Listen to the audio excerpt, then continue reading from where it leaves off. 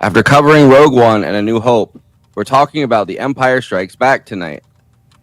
The 1980 second Star Wars film, now considered by many to be one of the greatest films ever made, and one of the rare sequels that's better than the original. What is thy bidding, my master? There is a great disturbance in the Force. I have felt it. We have a new enemy.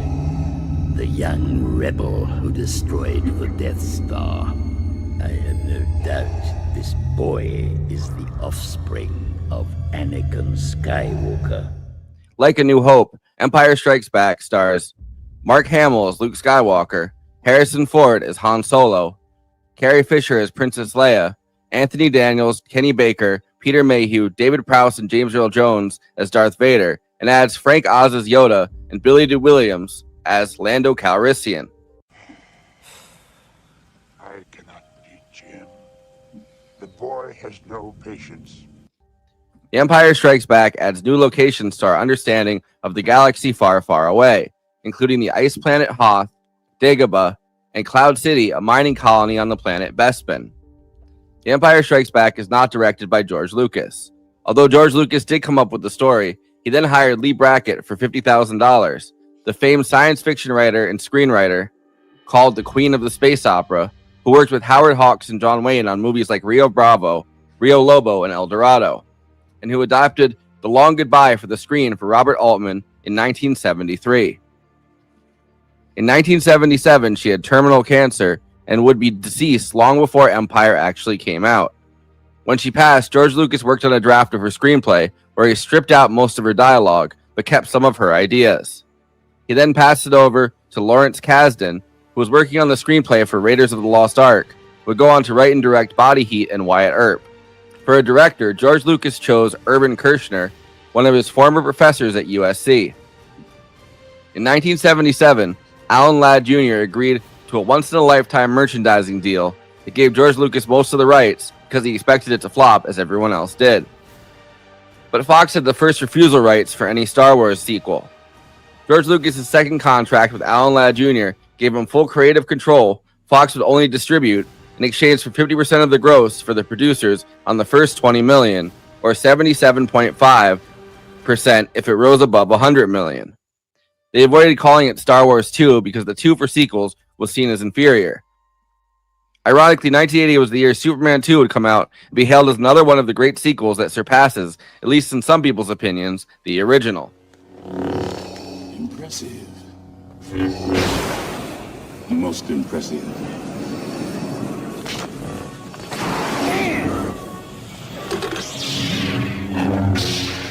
Obi-Wan has taught you well. You have controlled your fear. Now, release your anger. The Empire Strikes Back production was plagued with injuries and calamity. Mark Hamill had been in a terrible car accident right before A New Hope came out, and it disfigured his face. So, the ice monster scene on Hoth was added to the screenplay to explain those injuries.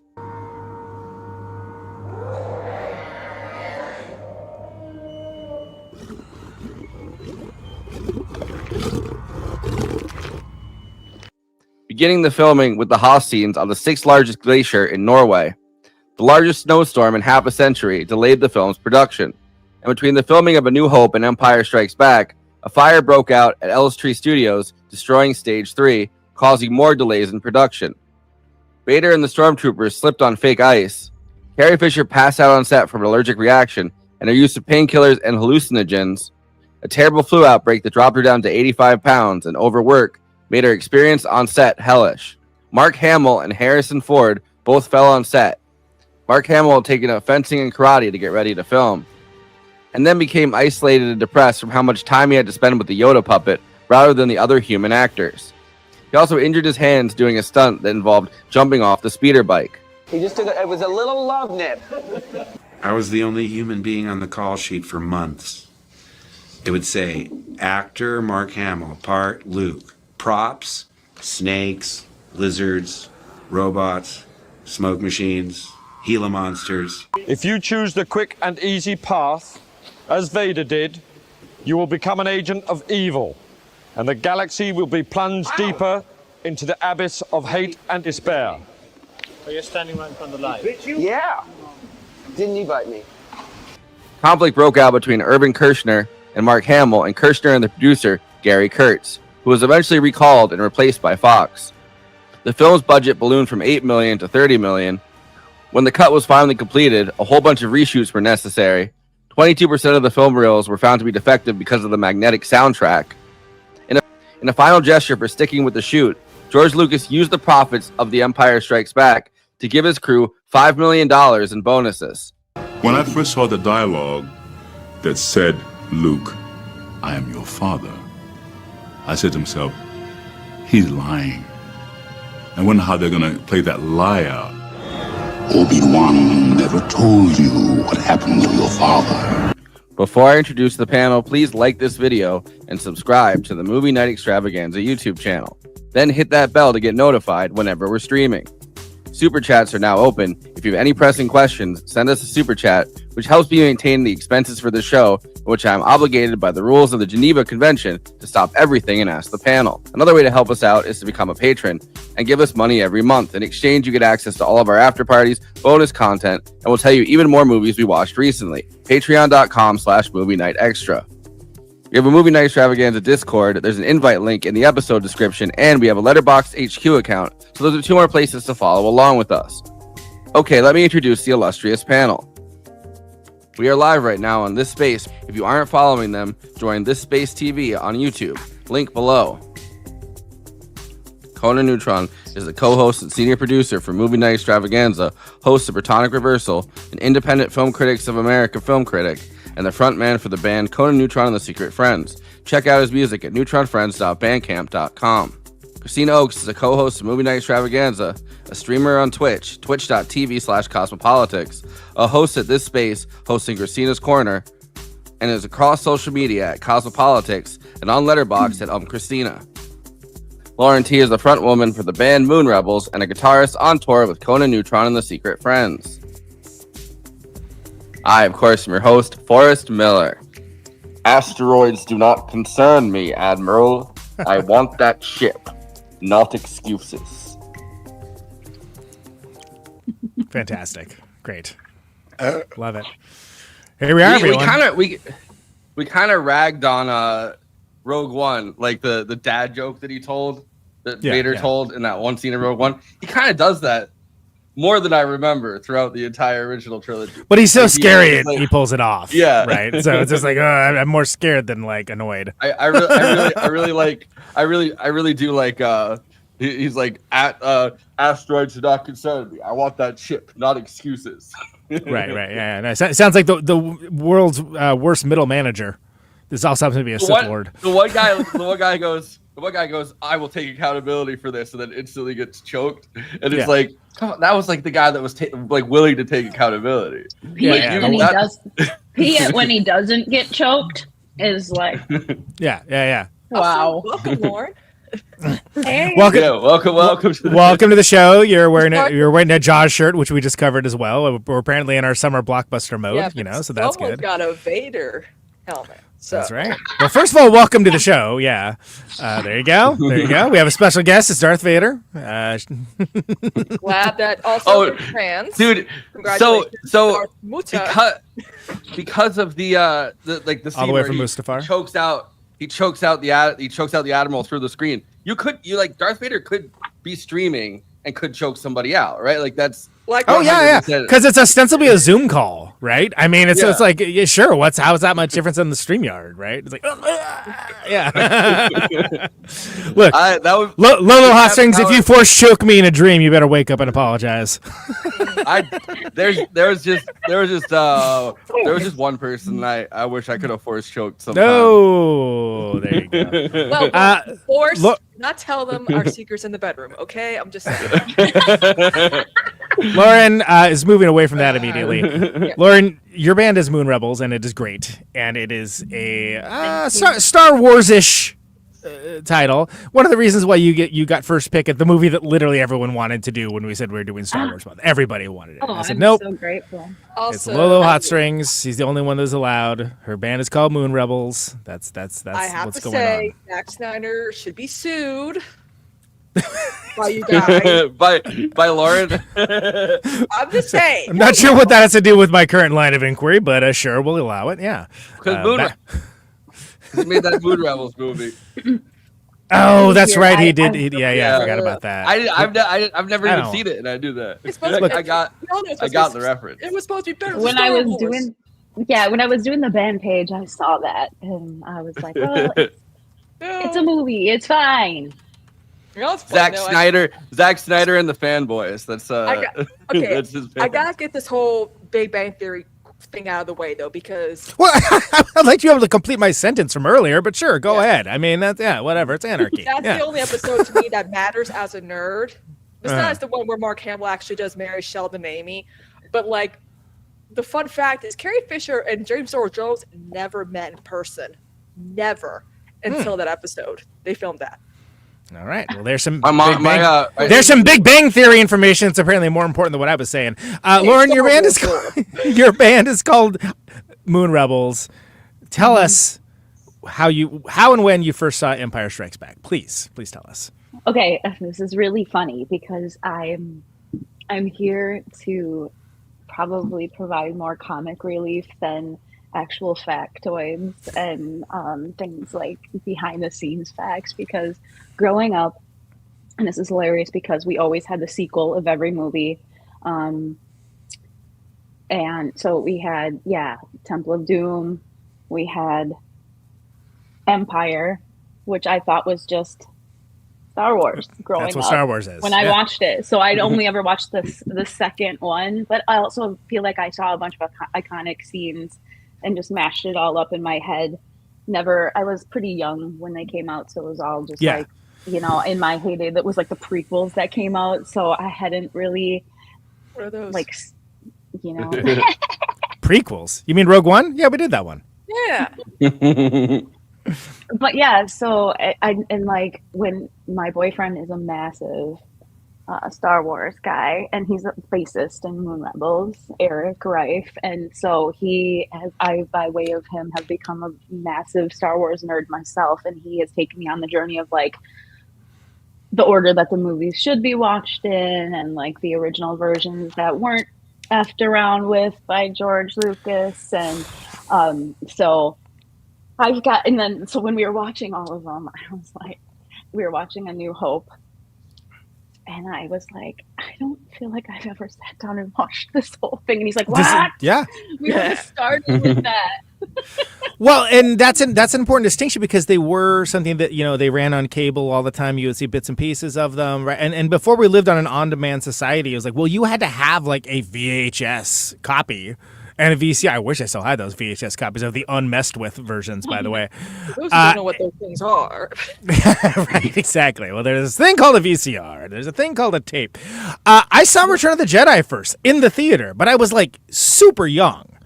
And like, I guess my parents were like, whatever. He's fine. He can catch up. Like, 80s kids, yeah. And I think like a lot of things with my dad just wanted to see it. I think that's really what it comes down to. Like, because I saw all these movies, like, why was I seeing that? And it's like, oh, my dad wanted to see it. Okay. And so I saw Jedi way before I saw A New Hope and way before I saw Empire. But like you, I remember like this is the kind of thing that like these movies were so big, they were like on the news. They would like have scenes from it. Oh, Star Wars breaks new records. And they would have like a scene of like something going on. And some of them were like from this movie, including, I mean, if you were to make like a best action sequences of all cinema, you got to have the lightsaber duel between Vader and Luke, especially with like all the shadow play and like and utilizing the weapons, which light up as like one of the only sources of illumination. Oh, so good. And it's this movie. It's not the first movie. They don't fight in the first movie. And there is lightsaber fights in Jedi, don't get me wrong, but like it's all of the most iconic Star Wars scenes, like 90% of them are from this movie. Yeah. You really like rewatching it in order. Like you really realize how much of like foreplay kind of the Obi-Wan Vader fight is compared to like the Luke Vader fight, because it's like I remember being a kid and like obviously watching them in order and then being like, wow, the Obi-Wan fight with Vader, that's so cool. But then the Luke fight, goes on and on and on, and they're throwing shit at each other. Like Vader hits him in the head with like multiple metal boxes and shit, and like then he playing knocks out dirty. the fucking window and like and then after all that, he's like, by the way, I'm your dad. Yeah. So I'm your shiny leather daddy. that's what he actually said. James Earl Jones got that wrong. No, it's one of the great moments of cinema, right? Like that too. And it's one of the great misquoted moments of cinema too. Yeah. James Earl Jones misquoted it in the intro, which is not Luke, I'm your father. It's like, no, I am your father. And it's so funny because it's one of those things that everyone, if you like, here's a lie detector, you have to, swear that this line is this.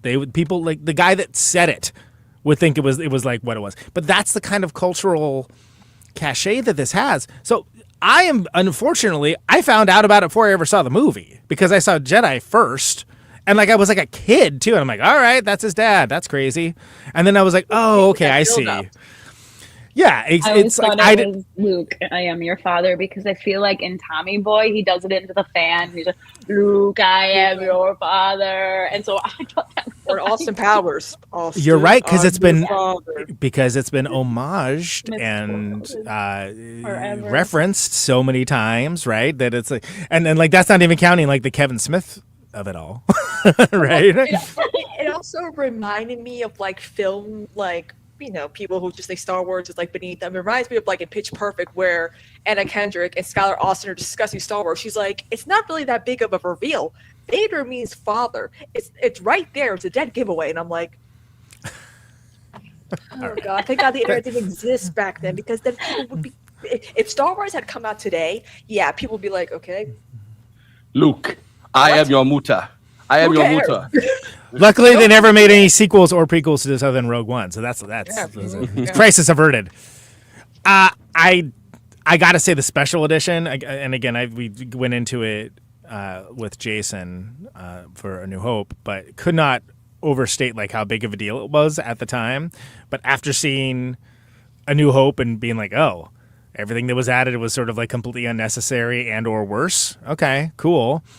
That's the case with this too. And one of the biggest things that, and this is, I'm not going to be the guy that sits here and bitches about the special editions, but Tamara Morrison, who plays the Jango Fett character and later plays Boba Fett in other things, just redubbing the voice actor that did the original Boba Fett's voice, which is great, with like objectively worse one and changing the lines to be worse because he's no good to me dead. Amazing. You're just like, wow, that guy's my favorite character. And now when I watch it, I'm like, why did I like Boba Fett so much?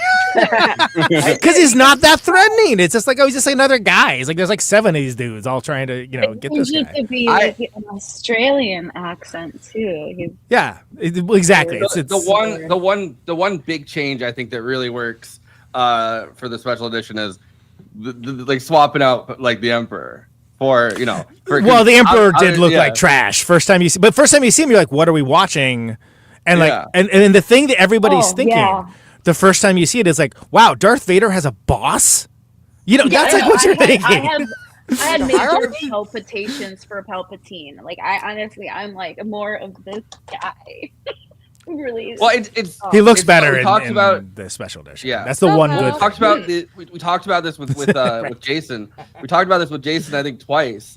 But like the whole thing with Vader in A New Hope, like Tarkin's kind of like Tarkin seems to be kind of the boss. Like Tarkin's like, kind of the boss. Yeah, absolutely. Like he made it like Vader's like choking the one guy the first time you see him choke anybody, and then Tarkin's like, Vader, that's enough, and he like lets him go. And in this version of it, there's nobody. I mean, the Emperor obviously, but he doesn't give a fuck about the admirals. You know what I mean? Like, so he's going through like Vader is just like has the whole. It's actually pretty funny. Like it's almost like comedically timed that every single time an admiral fucks up, he has to go see Vader, and then Vader's like just casually fucking choking him.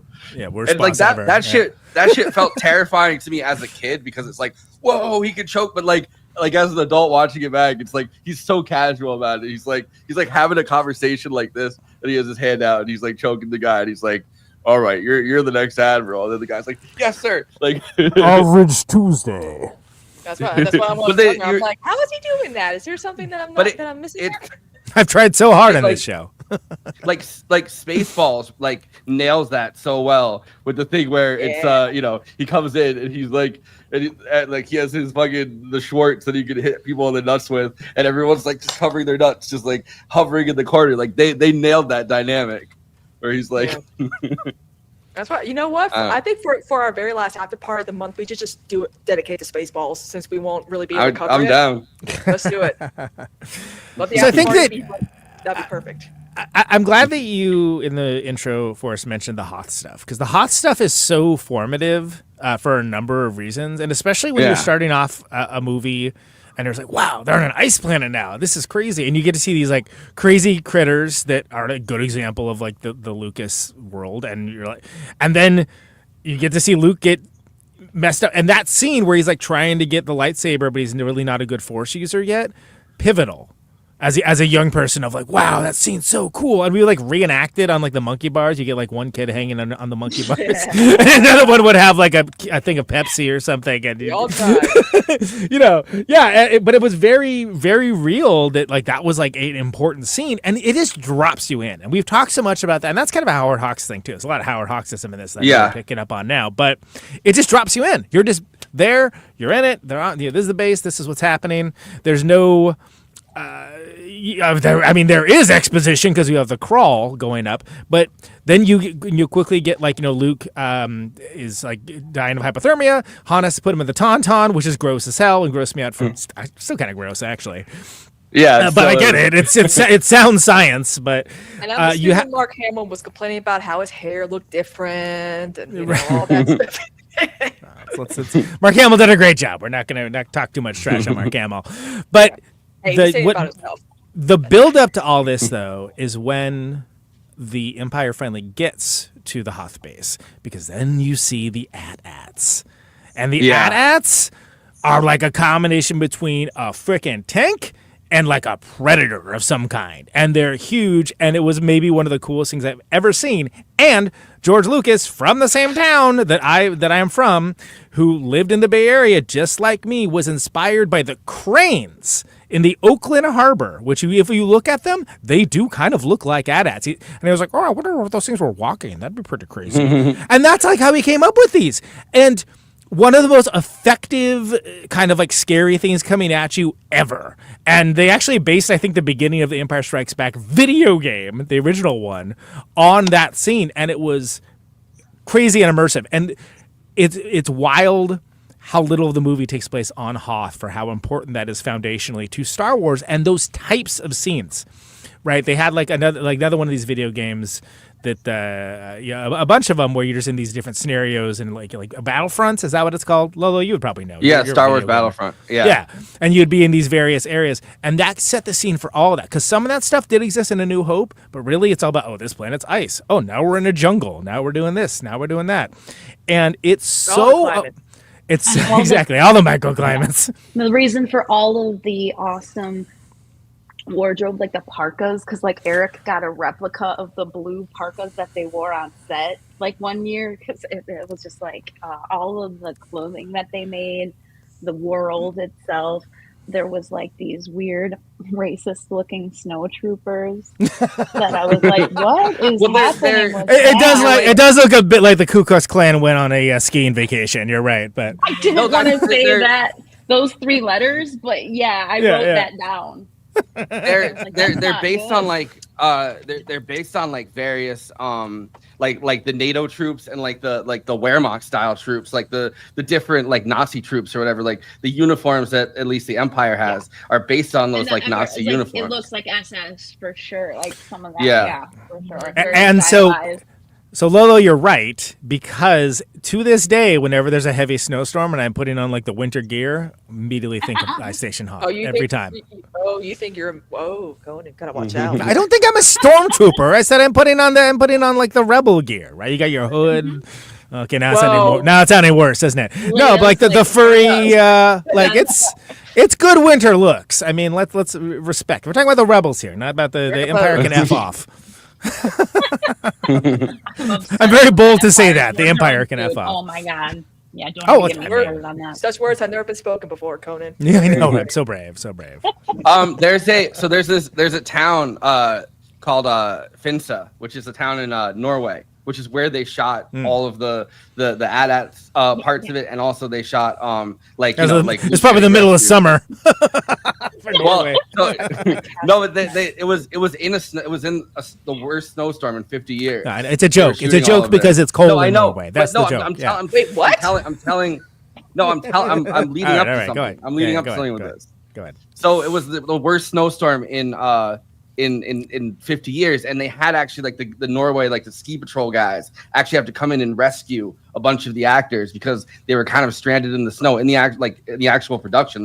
This was the first thing they shot. So they immediately went to Norway and got caught in the worst fucking blizzard, which delayed the movie by I think a few weeks or something, because all of a sudden it was June before they could actually finish it. That's how bad this the snowstorm and the reshoots and everything were. And this town now, Finse, is actually they've taken the Star Wars thing and they've taken it to the next.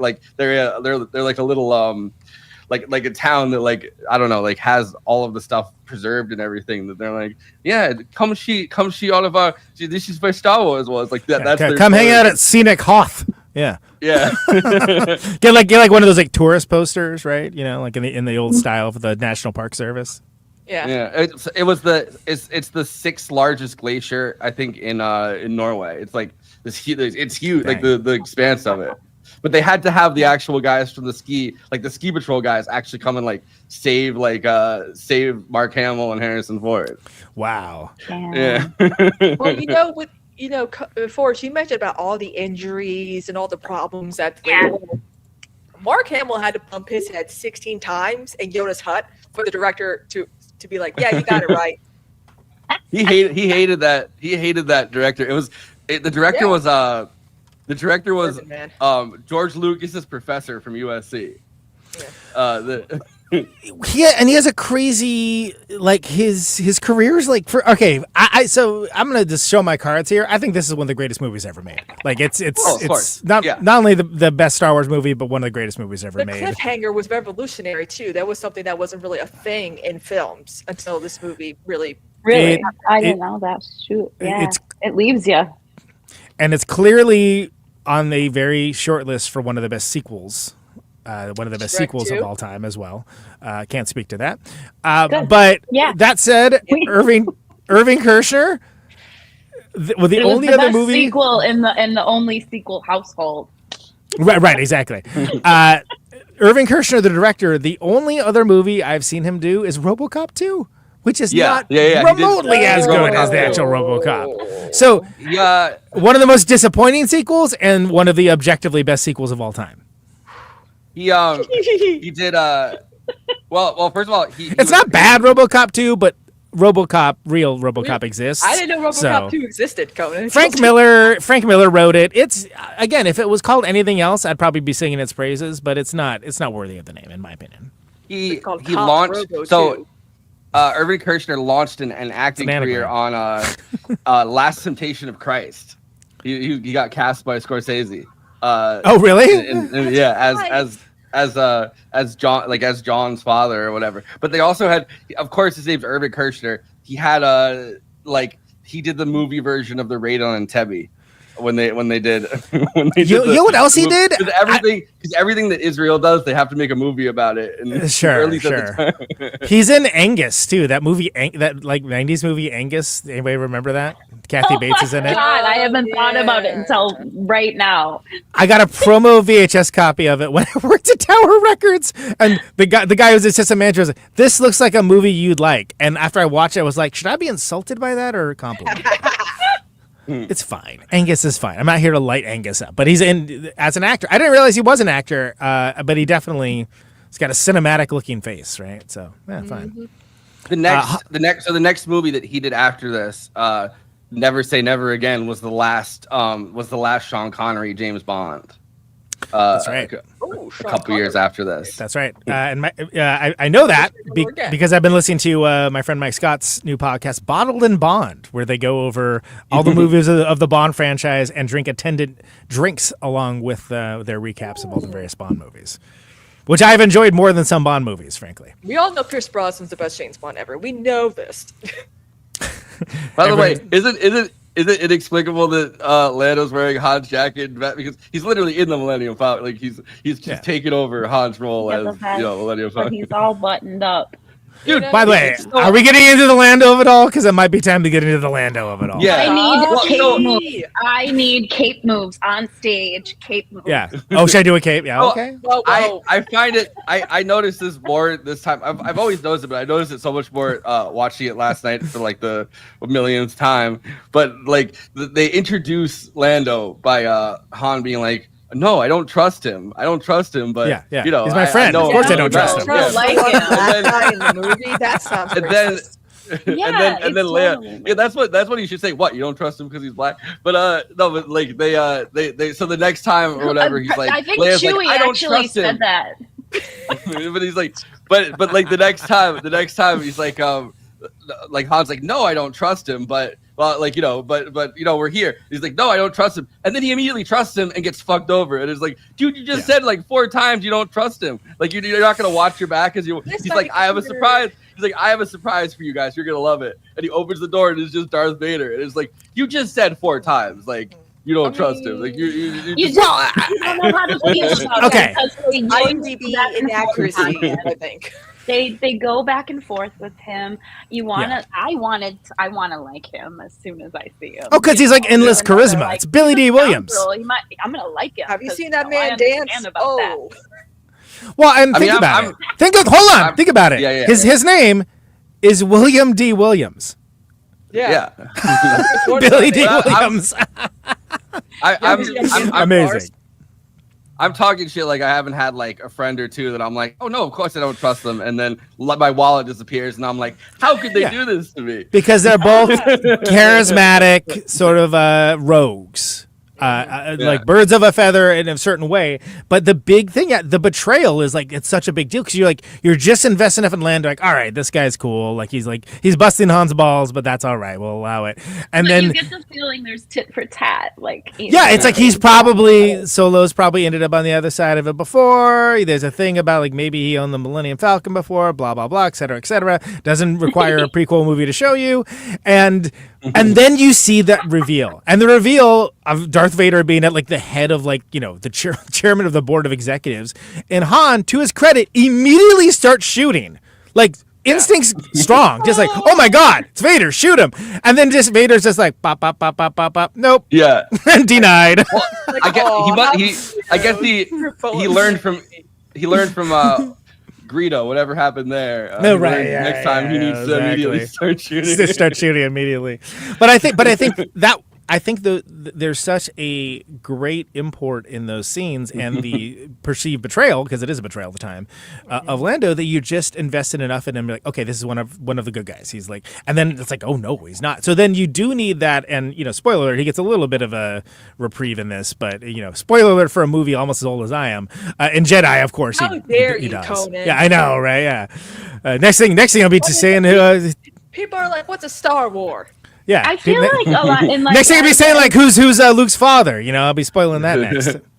I feel like again, I'm gonna go back to this. Like when they pull up to Bespin and stuff, I feel like Chewie is saying a lot of important stuff, you know, and everyone's like responding to him, and you're like answering the questions, which I thought, like watching it a second time, I don't think I picked up on that, you know, like watching it more times than recently. Chewie, that's racist. No, Lolo, I think you're onto something, because think about it. It's the opposite of like the Hitchcock bomb in a room, right? Because the thing with the bomb in the room with Hitchcock is like, we as the audience know that we know more than the people on screen don't. And in this case, Chewie's like telling you like, look, man, this is probably a bad idea. Like, I don't know if we should be trusting Lando in this situation. And we're not getting any of that. We just have to engage with what we're seeing. right? You Which can is tell by Han's Man's best response, friend right like there. he's answering the questions, but like you kind of can tell Yeah. like what's being said, like almost like on the other end of the phone, like if you couldn't see. right, and you're only hearing one side of the conversation. So it's again showing, not telling, right? Which is a key reason why I love this film. And then additionally, you have like when he greets him, that they have like, oh, maybe this isn't going to go so great, and then it says like, I was just messing with you, you know, which is great because then it gets your expectations up, brings them back down, like you're on a ride for it. And it's one of the times that works so well with the introduction of a new character. Et tu, Lando? In Jedi, he's somehow a general for the rebellion, even though he pretty much just joined them. They need higher recruiting standards. That's such an Israel ass move. It's like you're like, oh, they killed like 14 19-year-old generals. Oh no. So all right, I'm very briefly put on the nerd hat here. In the comics, they approved Star Wars comics, some of which written by a friend of the show, Gary Whitta.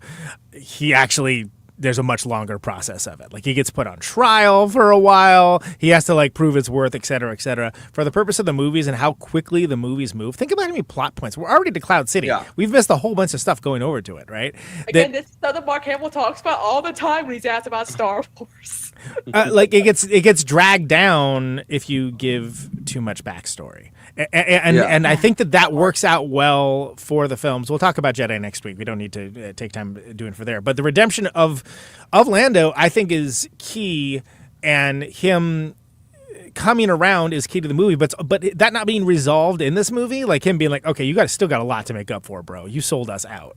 Like that's huge. Yeah. Okay. By the way, is it time? Is it Bobby time? Yeah. It's always Bobby time, baby. Let's roll it. You gotta go. All right. So, friend of the show. Friend of the show. It's R.I.P. Okay. It's been a while since we had a good Bobby clip. Apparently, she was all over the fucking set of the original trilogy of Star Wars. She was there more than anybody. Yeah. Like literally any movie, any Star Wars movie, you type it in. She interviewed the director, the producer. She interviewed Lando. She interviewed Carrie Fisher. She interviewed Mark Hamill. She interviewed the guy that played Vader, but not the guy who played Vader's body, David Prowse. Like she's interviewing all of them. Cloud City. Vader's, not Vader's body. That's a band. For the space. You know that. You're all probably thinking, who is this Bobby? Yeah, Bobby Wagan is, and she's a noted character in her own right, and someone that I feel like we used to do way more clips, and then we would almost always pull something of her, and it would almost always have like some element of her, especially if it was a male guest, like where she just gets like, you're a little too flirtatious with, like this is kind of like, feel like you're kind of crossing a line, but I love it. Yeah. So this is bad. And I told you guys what this one is. Yeah. This one, this is her. This is her talking to Billy D. Williams and Carrie Fisher, and this is immediately awkward. All right, can't wait. On the first Star Wars, it really is. They're saying you're the new kid in town. Yes, indeed. It's nice to see you again, by the way. Thank you, thank you. Billy, do you think that there are going to be some people who are going to say, "Oh, well, there he is, the token black now"? And what do you have to say to those Well, I don't people? think about things like that, really. I just want to have a lot of fun, and this is part of it. And I was very pleased to be invited as a part of the Star Wars cast. Your role, are you now that you look at it, are you pleased, and did it turn out the way that you thought it would? Oh yeah, absolutely. I was quite pleased. I was astounded when I saw it for the first time about 2 weeks ago. I mean, it's the production is just incredible, and everybody else in it is just incredible, besides me. He speaks the way he dances. It is your first time to do anything of this sort, isn't it? Yeah. Now, it's got to feel a little strange, doesn't it, when you were working? Well, it was a different rhythm, you know, and this movie has its own personality. But everybody was, Carrie and Mark and Harrison and Kirst, everybody was very, very helpful to me, and I think I got into it. You know, it's a real departure for me. Really. Smooth. But I really enjoyed myself. Carrie, I remember when we talked during Star Wars, and you said that it was so difficult because the effects weren't there and you were talking to a blank screen or something. Yo, she's high as fuck. Look at her eyes. Oh man, yeah, she's on shit. Multiple things. To learn your lines and don't run into the asteroids. That's right. We all, good. you know, That's good. have to Solid. learn how to. No, he picked it up real easy. I mean, you just do what you got to do. Especially since we're so used to how she was, you know, I may very look little, but I kind energetic. of size. No, Loud. we all have to look at a piece of tape and, you know, agree that it's an asteroid or a Minoc or some kind of space monster. So it just requires a lot of concentration, a lot of imagination, and a great willingness to be a little foolish, a little childlike. What do you remember about Cloud City, about doing that particular segment? His planet?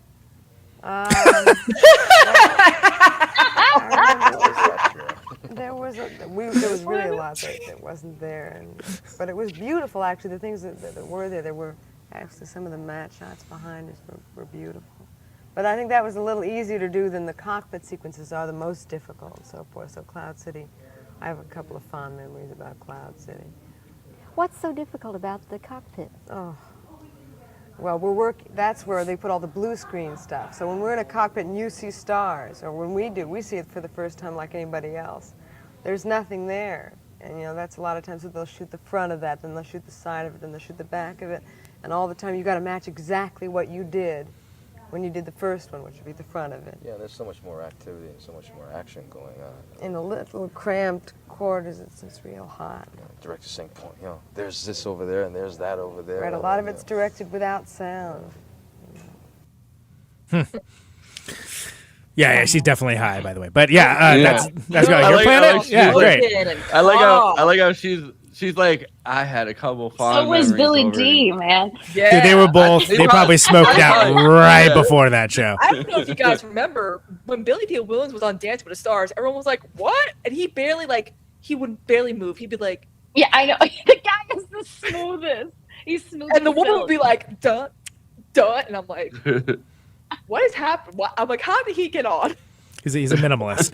By the way, I love that, like, you know, the Star Warsism of the say the lines and try not to trip over the furniture. You know, that's good. That's, you know, just trying to trip on an asteroid. That's good. That's solid. But I don't know. There's just something really funny about like the way she was like, "Oh, I got a couple good memories about Cloud City, baby." Like, yeah. You're probably in Cloud City right before the show. Am I right? Yeah. It's like the way people talk about. It's like the way. There. It's like the way people talk about like Vegas or Nashville. Yeah. Like, Cloud City, aka when the Supernaut stops and we make a stop on tour, right, Lolo? Yeah. Allegedly. Yeah. It's so funny now looking in hindsight how Carrie Fisher would talk about Star Wars. Like it's so funny. Like when watching, you know, like Craig Ferguson and just how abrasive and just hilarious she is when she would talk about it, you know, in like the last 15 plus years of her life.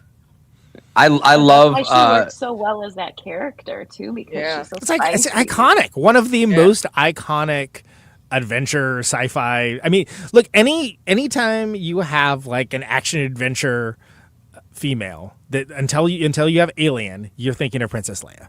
Yeah. And then there's two of them. Okay, you're thinking of Ripley and Princess Leia now. You know, and it's like, and that was the case for a long time, mostly because they just didn't exist in films. Like Sarah Connor from like, you know, sure, Terminator 2. Yeah, I mean, again, we got up to about 5 probably, like by 2000. But I mean, Princess Leia, not just a princess, despite, you know, Han. And I forgot how adorable it is how he always is like your worship to her. It's great. It's perfect. And this is the first time you see like the actual romance aspects of it, which all work. All that works. Yeah. Yeah. And also I think he says your highnessness or something. Also, she's pretty. I mean, she's pretty high. You know? That was before the Bobby Wagon interview. Yeah. You haven't really mentioned how she speaks, like her cadence, and how, you know, a lot of people always hated how she would like go in and out of like that very like imperial, like, you know, royal way of speaking. And I'm like, I'm like, part of it also too could be taking inspiration from the fact that Debbie Reynolds, you know, she's a mom. You know, you had to learn to sing in the rain, learn a transatlantic accent type of way to speak. And I think that's where something like that's important for someone like Princess Leia to have, is that she has a certain way of speaking that sounds very almost refined and regal. And like, and it's phony, right? Like there's something like. But it changes when she gets angry. When she gets annoyed or angry, like when she's like, "You stuck up, half-witted, scruffy-looking nerf herder," right? Like it's a totally different cadence. But Han's response of like scruffy-looking. You know, that's the thing. And then also she said something that I always like. This scruffy looking thing is what stuck with me. But laser brain is something I'm going to be saying much more frequently. Nerf herder, like they came up with a slur like on the fly. They're like, you nerf herder. Like that's so great. I mean, name that band, you know, and that back and forth about. Well, you said you wanted to be around when I made a mistake. This could be it. You know, great. Like they're, it's so. And then she goes, I take it back. Yeah, it's so Howard Hawks. And again, as someone who now has seen a bunch of Howard Hawks movies, like, oh, so that's just as we were talking about the Hidden Fortress and the Kurosawa of it all with The New Hope. It's absolutely like he's doing like the Howard Hawks thing in this in a good way, but it's like in space. It's like, all right, only angels have wings, but in space, right? Yeah. And it works so well, and we get to see more of Princess Leia's actual personality here as well, up to and including, like, you know, at one point, you know, he's like, can you please stop calling me that, when he says your worship for like the third time, or whatever, along those lines. And you start to see them actually have a rapport, right? Which was, of course, originally a love triangle before the reveal of Luke and Leia being brother and sister. But you know, hey, we don't need to get too much into that. But I mean, royalty. What are you gonna do? You know, right? Is it that much different? Yeah. And I don't think even George Lucas even knew really what was gonna 100% happen with it, the characters at this point either. So they do. This is the first time they're gonna say there is another, and it's like, that's such a hard scene. Dips. Yeah, he dips, and you get to see the red, like as the X-wing flies away, you see like Yoda gets like a reflection of the red, and he goes, there is another, and you're like, what are you talking about? You know, it's again, I had that. Does it go spoiled. right to her then, or what does it cut away to? It doesn't cut away right to her, does it? Yeah, I should have known. I literally just watched it, but I don't remember. But I remember I was very impressed with the lighting on Yoda for that one, which I do want to get into the Dagobah of it all. But before we dance away yet again, we need to address the carbonite freezing. Yeah. And how effective that is, because again, we're talking about like the blooming romance between Han Solo and Leia, right? And then you have this thing. You're like, what is it like? What are they doing? They're freezing him? Like, what has happened? Like, it's a crazy thing, right? And for all intents and purposes, like, oh, this may be the end of like basically everyone's favorite character. Yeah. And it's so important because we have, I mean, I get it, and I get the third wave feminism representation of it, but the I love you, I know. Yeah. Yeah. Well, Harrison Ford wanted to That's so good. And they were like, let's make a compromise. Let's freeze you instead. Yeah, and it works. And it gets us that scene, which is, again, that's another one of those, like, if people are talking about, like, romantic scenes in movies, right? Everyone's going to bring that up. Perfect chemistry. Oh, it's great. Yeah. It still works, even after all these years, right? It still works in the way that, like, lesser ephemera has leaned into it. Too. It's like, oh, my God. Come on. There's something like I noticed it now that I know this. I haven't really noticed it in the past, but when Leia's wearing the puffy jacket for most of the movie, right? It's because she had the flu, and then she also had like her kind of drug stuff going on at the same time. And I think she had a really bad fall, and then she turned to like painkillers because of the fall, and then I think that ruined her immune system, and then so she got like a really bad flu. She's 85 pounds. And that's why she's wearing the puffy jacket. You have to add all that weight. She is tiny. She's 5'1", and Harrison Ford's 6 foot. So like she had to stand on boxes for that height difference because they're like, he's like a foot taller than you, Carrie. Yeah. You know.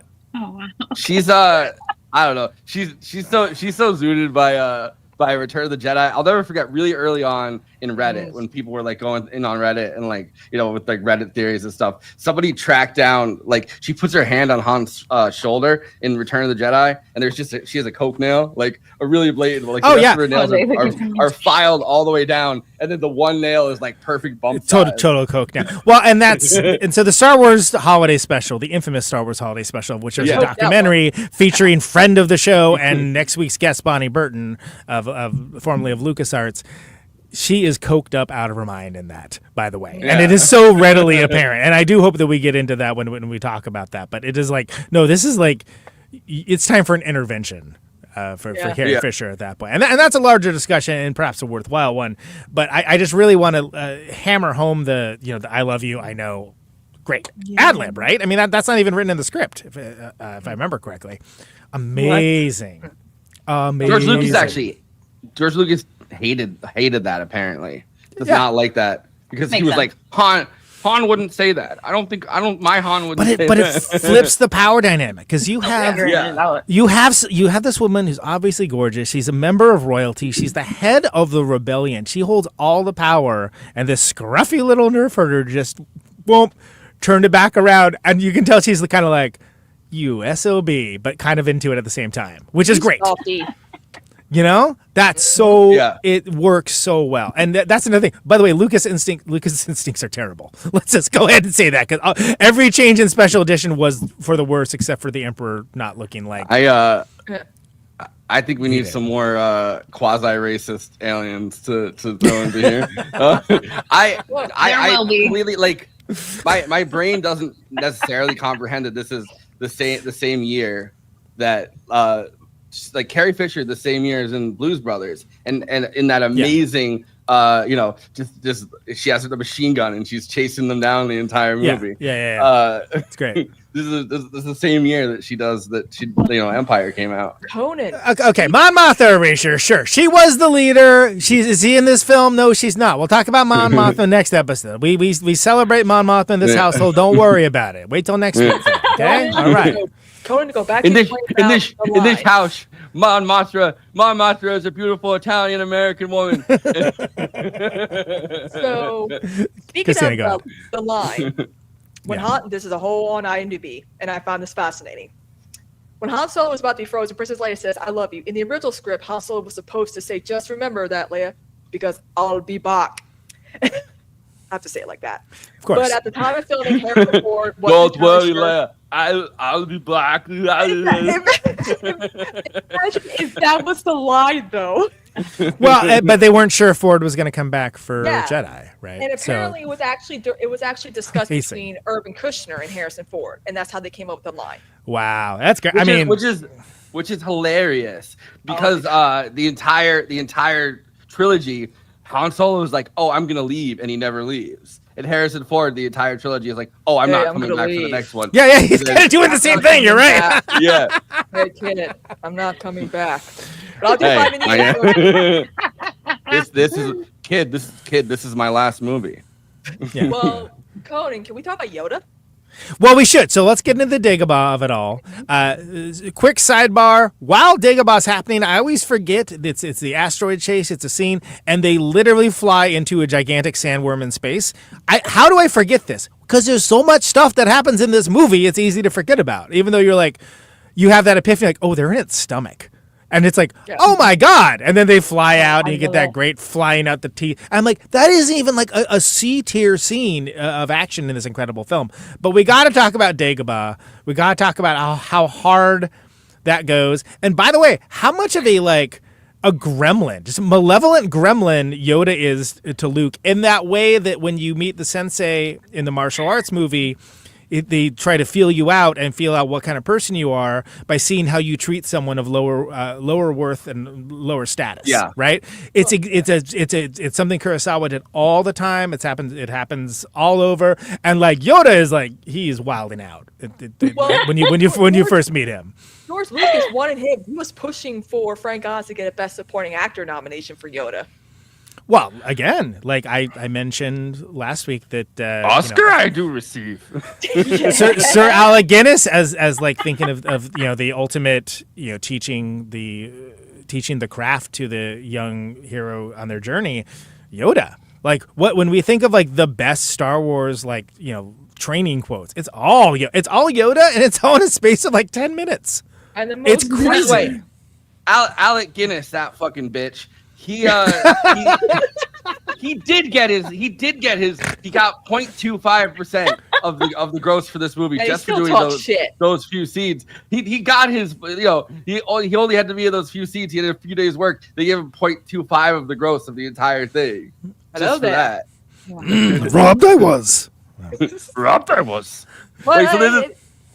George Lucas rejected Frank Oz's voice for Yoda. This is just it's 30 seconds. It's just, okay, all right. By the way, George didn't want my voice in the beginning. I gave him a tape. He said, no, thank you. And in post-production for about a year, I heard that he was auditioning voices for Yoda. He had no intention to use me for voice. And then I was on my honeymoon with my first wife about 25 years ago or 30 years ago. And he said, Frank, maybe could you come out in Hawaii? Could you come out? I think we'd like to try your voice. And so I flew back and recorded Yoda. I mean, it is weird when you think it's the same guy who does Miss Piggy. Like, you kind of like, all right, well, I can't ring that bell. Factoid about that. Ever so similar. Mark Hamill had a hard time, like, with the Yoda stuff and laughing that Frank Oz was like, I'm going to bring Kermit and Miss Piggy on set so you can laugh your ass off when needed. Because Mark Hamill could only interact with Yoda for that. They shot those scenes over 3 months, and he only was able to communicate with the Yoda puppet. Yeah. And I mean, I had that thing in the intro, and he got bit by like one of those Gila monsters, like it's a swamp, and, like, right? It's a freaking there's like animals, beasties everywhere, and they brought the actual animals, and like it didn't bother to like defang them or anything, you know? What I mean? So he's just like getting bit by like a Gila monster on the head, like you can't get defanged. It's in their union. Uncle Alligator made that concession, I think. He also right before he left Hoth, well, you know, right before he left Norway, he jumping out of the speeder, he had to actually do that stunt. They were like, "Oh, we don't have a stuntman for you here," so he had to do the stunt, and he smashed his hand into the ship. So honestly, jumping out of the speeder, so he had like a fucked up hand, which is funny because then he loses that hand. Yeah, that's Andy. Yeah, hashtag it gets worse. Yeah. All right, so we gotta talk about Dagobah, right? So all we know, Dagobah, we must talk about. All we know in the movie, outside of the attendant material, where we get to see, you know, a very much more serious Yoda and earlier material that, you know, has clearly a major part of the. A major part of the, you know, the Jedi world and, you know, the Republic, the pre-Empire Republic. And what we see here is, again, he's just been out on his own for forever. He's old. He DJAF. Talk to myself, I do. And clearly, like, he's leaning into trying to train this kid. But he wants to push him. He wants to push him to find out what kind of person he is. Because think of who his father is. Mm-hmm. And look, you know. The great, you know, one of the most egregious Sith Lords of the modern era, the ruination of the entire world of the Jedi, et cetera, et cetera. So, because at first you're like, oh, why is he being such a hard ass? Like, why did you go through all that stuff? And the reason why is because he wanted to find out his character, wanted to find out what kind of person he was. Does he have a temper? Or right, exactly, and so again, he does it through the classic. It's a trope if you like watch samurai movies of just, again, the old master. You don't know what he looks like, and they just try make out to be like a beggar or a pauper to see how they are treated. But when they don't have anything clearly to offer the supplicant. Kurosawa loved to do it with just like a drunk, like he loved to just make the guy pretend to be drunk, and so like absolutely, yeah, and so he'd be like, and then he'd be like, get out of my way, sir, I'm trying to find a powerful samurai leader, and then he'd like push the guy, and the guy would be like, yeah, it's like drunken master stuff. Yeah, absolutely. Well, yeah, and so, but like I had forgotten. I have seen this movie so many bloody times. I've forgotten just how hard he goes. He's like. He like goes and eats Luke's food and basically, that's terrible in such small portions. You know, like just like he's immediately like bring that up again. he's all up in his biz. He's like dicking around with like the equipment. And it's like, what are you doing? He's getting into fights with R2. It's like he is going so hard immediately. Dude, Just loving it. Oh yeah, I like. Okay, so I came up with Scroll. a thing too. I came up with a thing because there's a thing where he's digging through his stuff. Yeah. Yoda really has a badonkadonk. Like they're really making him like stick his booty out, and I was like, wait a second, I should not be attracted to this right now. But, and 800 years you work out, but Donk you would have too. Does not matter, age discourse. I think I used that as a hashtag for the social media. I think you know what's so interesting. You know what's so interesting though? Like we talk about like Yoda is probably the most. Yoda's got swamp ass. There you go. Yoda's probably like one of the more recognizable, profitable merchandise of Star Wars because you can have your own life size Yoda. I found my classic Yoda figurine earlier, and I think I sent a picture to the group about it. But like, I should have. I didn't think to bring it down. But I like what's funny about it, and I called it the pre-bimboification of Yoda because he looks gnarly. Like, it's like, yo, that guy looks old AF. There's so many forehead wrinkles. He's so wrinkled and gnarled and crazy looking, and when you don't know who he like suspend disbelief. You haven't seen this movie 1,000 times, and you see this like guy. This is like, what is this guy's deal? Like, what's this like old lizard's the whole situation? He looks like a malevolent frog, and he's been 1,000 years old, right? Yeah, and now look at Baby Yoda. How that was the best kept secret when it came to the Mandalorian coming out. Like that, everyone loves Grogu. I have my own Grogu. I got 2 of them. I love The Mandalorian, and I love Lone Wolf and Cub, which is basically what it's based off of, and I'm okay with it. It's just interesting, like how people are still trying to figure out like how Grogu's related to Yoda. I'm like, it's a Yoda. It is there's more than one. It's a species in itself. But Frank Oz. Well, technically speaking, there's Yaddle, but it's just Yoda with a wig on, so therefore he's a cross-dressing icon. But I don't think they're they set up the mood of him so well. Like I think at this point, when they get to the swamp to New Dagobah. I mean, Dagobah. Sorry, I always say New Dagobah because that's what Eric named his Animal Crossing town. But they do the theme, the Star Wars theme with a minor third, and it's like, and that just made me have goosebumps. And it's such a good piece of music. Setting it's so that great. thing up where you don't actually believe he could be the Jedi because you don't know, you haven't watched it yet. Right, but it's like, and who have we seen to be the master before? It's Alec Guinness, who's still like floating around as like a ghost because apparently I shouldn't have. It's a big hit. I apparently shouldn't have written myself out yet, even though I got a taste on this one too. And it's effectively playing with expectations that if you are watching that for the first time, it is a big surprise. And again, that's playing with your expectations. But why would you think it'd be like a big, a strong looking like bearded white dude, And he's kind of like doesn't have to move a lot, which is like in the later movies where he's flipping around and shit. I'm like, why are they making him do that? Yeah, I hate that. He's been using the Force for like 800 years or something, right? He doesn't need to be flipping around. He doesn't have to he move. wasn't supposed to voice Yoda, but he was like, no, Frank Oz is a better choice. I think he's good, very excellent. I think that Jim Henson's probably underrated as a voice actor, but Frank Oz is better. Yeah. And think about the character. What do the his way of speaking, the voice, right? I mean, this is like this is something we compare characters to. Yoda pulls up. It's not easy being green. Well, Conan, I think you know this too about Yoda's speech, is that it's a speech in object, subject, verb order. Very few languages on Earth have it, and it's more based in Amazon River Basin. And to the Western ear, it sounds more alien. It sounds like an alien. Oh, wow, that's good. All right, Forrest, you're just going to do it after me if I do it, so you do it. Go ahead, read it. Good blow this is. There you go. There it is, everybody. But then when he gets serious, first of all, it takes Obi-Wan like coming as a Force ghost, like, hey, like this kid's all right, and then Yoda shifts immediately. I guess we can't say his body language changes because he's a puppet, but the way Yoda moves changes, the way his eyes are changes. Like, he doesn't look goofy anymore. Like, it looks like, oh no, this is okay. Which, to be able to have that kind of posture-based acting with a puppet, it's pretty good. Yeah. They don't do it Well, like that so that either. there's it goes so hard because he literally like he's fucking with him nonstop throughout the kitchen, and he's giving him food. He's like, eat, good food this is. Like, you know what I mean? Like he's just being Conan. weird.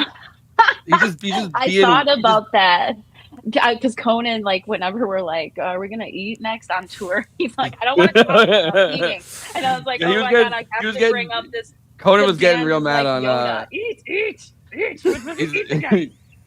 Conan was not having it at Caterwaul. Like, I don't. If anyone else tells me about their meals, Dude, everybody wanted to fucking tell me about what they were eating. I'm like, oh my god, tell it literally anyone else. I don't care. Tell Yoda. I was like, yeah, it sucks, but I need to tell you about this fish and chips thing. But yeah. Oh yeah, terrible. Anyway, but about this thing I had. Yeah. No, so he's fucking with him, and Luke is getting like all like Luke is getting all prissy like he does, you know, like because he's still like by Jedi 40% less whiny at this point. Yeah. Right? But he's getting into because he didn't eat the food, so he has, you know, he's hungry and he's getting hangry. And expect me to lift an X-wing when I'm hangry? He's like, wait, and Yoda's head goes down and he goes, teach him, I cannot, or whatever. Like, you know, he's impatient, and then all of a sudden you hear the Ben Kenobi voice. He goes, "So was I when you first, when you first taught me." And that's like that moment. It goes so hard. You're like, can Luke hear that? And obviously he can, but like there's that moment where you're like, can Luke hear that? Like, is he gonna realize in that moment? Like, and then he's like, I don't know. He's kind of looks around. He's like, Ben, like he's scary. But Yoda's theme. I love Yoda's theme song because I keep bringing it up. The John Williams of it all is just like carried in a way. Mm-hmm. So anytime there's a theme introduced, I'm all over it. But Yoda's freaking scary. He's Craigly. They say he's like, it's where you find out he's like 800 years old. That's why people like Grogu so much. And like when he's like, like he's like, I'm not afraid. You will be. Yeah, I know. Yeah, that freaked me out. Generally, I was like, which that's the moment that like Jim Henson's voice probably would have gone crazy. Like, you know what I mean? Because like he's so many different like voices, and like, you know, the Dark Crystal or whatever. Like you could see him like doing some Skeksis shit with the voice or something like that. Oh yeah. But there's like, I don't know, the whole thing. I forgot that Yoda when he gets into the fight with R2, he goes mine. He's hitting him with a stick. very so good. obnoxious. Good stick. But like work. Luke is. I mean, look, I think that, I mean, obviously, I don't know who knows how long it would take me to realize that this is Master Yoda. But like, he's like, oh, I knew your dad. And I know Yoda. Sure, like I could take you to Yoda. Like at some point you have to be like, are you Yoda? Like, I don't know. Like it's like in my head it's just like, I like how his if he knows voice your dad, instantly changes when he finds out he's Yoda. He's like, wait a second, I can train. I wasn't. You know. He's like Ben, tell him I can do it. I'm good. Tell me I'm good. I don't know. He goes back to like New Hope, annoying Luke, where he's like just trying to get off Tatooine, and it's like, bro, we get it. You want to get off Tatooine. But this is Yoda roasts him for that shit too, because he's like adventure, action. A Jedi craves not these things. And it's like, yeah, dude, you just want to get off Tatooine, like. just dropping hard lines like he's about to do a rap battle over and over again. No, and he's right. And again, this is part of the hero's journey of Luke that we think we see the full thing within A New Hope, right? And to a certain degree, it is a complete story. But like, no, from the larger perspective of the Luke Skywalker story, this is the midpoint. You know, this is the call to adventure, the refuse the call, et cetera, et cetera. This that was early Dewey. This is middle Dewey.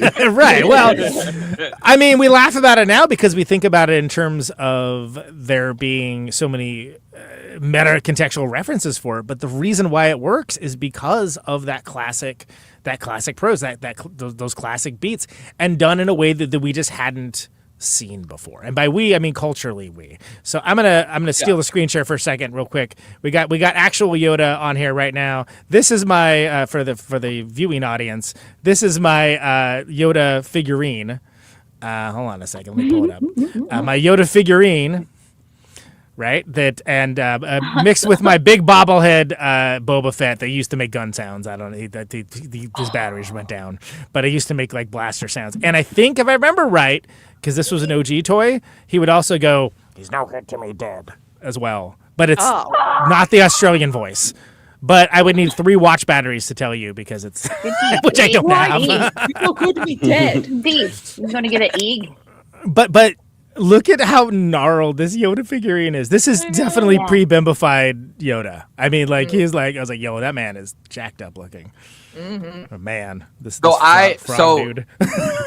I'm trying to find. But he kicks ass. He's great. Yeah. Honestly, Yoda is so much better of a teacher than Obi-Wan is. Obi-Wan doesn't teach Luke anything. Like he gives him like. Oh, you mean old Ben Kenobi? Yeah, Ben Kenobi. It's like Ben Kenobi. He's doing the best he can. But this man's been hiding out too. But like he doesn't have like we get the broad strokes of what it is. But it's like the entry level class in college, right? Rather than like, okay, this is a Yoda. You're up with the master now. Nice. Yeah, and then he also really lets Luke down. He never even tells him it's his father and shit. Yeah, you're missing some key elements when you do that sacrifice play that you don't even let anyone know about. Anyway. So when I was a kid, I went in for surgery constantly because of my ears, and my parents would like bribe me to go into surgery with like just like they'd be like, oh, you could get something at the toy store. And one time before a surgery, I got Ask Yoda, where you would press his hand, or he would have a thing like he had a sensor right there, and then he would start moving, like the face would start moving, and he'd answer the questions. But it was all like Empire Strikes Back. So he's like, once you go down the path to the dark side, forever will it dominate your destiny. And it's like, I don't know, it wasn't like exact line replicas. It was like you just asked him a question and he would be like, he'd just answer like fears the path to the dark side, or like, yeah. But I also feel like other than the broad strokes that we get in the first movie, like this is the movie when we think of what we know about the Force and what was expounded on it. It's most of it's set up again in this 10-minute training sequence. It's up there with Rocky for one of the best training sequences in all of cinema. Like by the I know if only had Eye of the Tiger going in Empire is the only way it could be better. But like because you have our protagonist showing up and basically swamping his hog.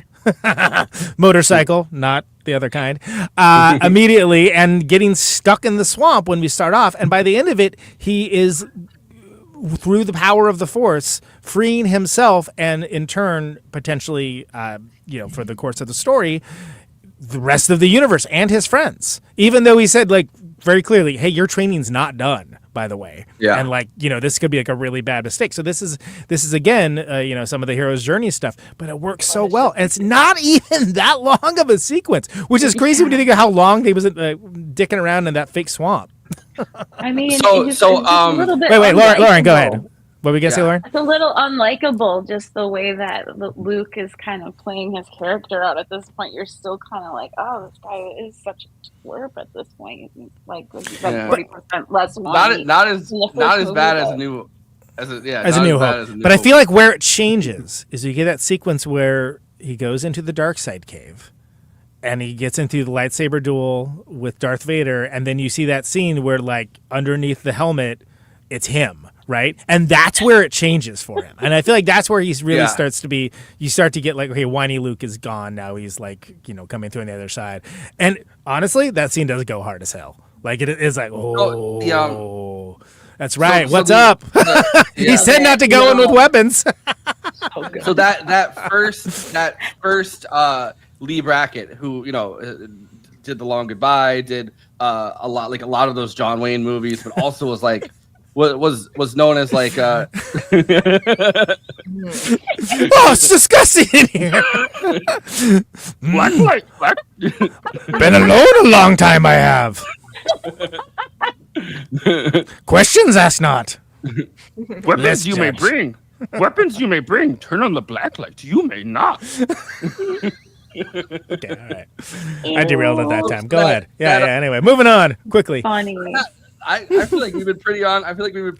Besides my Yoda impressions, we've been pretty on topic. But the original Lee Brackett draft of the script, which she had like terminal cancer and died right said after she's the one that Shane. did Long Goodbye. Is that right? Yeah, Long Goodbye. All Nice. of those like classic Howard Hawks. Like she was working with Howard Hawks, and she was working with John Wayne a lot. But she was also a sci-fi writer, and she was like the queen of sci-fi novels, right? Because she was doing the screenplay. It's like the classic Barton Fink thing, where it's like someone who's been very successful, like writing, but like not in a way that's gonna like, you know, like she and her husband were living together, and like she was kind of needed to make more money, so she ended up going to Hollywood, like in the classic Barton Fink kind of way, and then getting put in like a completely different category, like for a lot of her stuff. George Lucas decided that the dialogue that she put in, he like stripped all of it away. He still gave her a screenwriting credit and like fought for her to get a screenwriting credit because he had like, she was like a classic, you know, she's like an iconic, you know, person in the world of sci-fi. But she was one of the few things that remained from her original script, which is The Adventures of Luke Skywalker Part 2 or whatever. Like, one of the few things that remained is the training sequence. She was the one that put that together. Good on her. Because I do feel like it's just Did she have go ahead. Leia as a character, like a woman character, or did that get added by George Lucas? Because I read that he was like, I'm not going to have it if there isn't like a female character.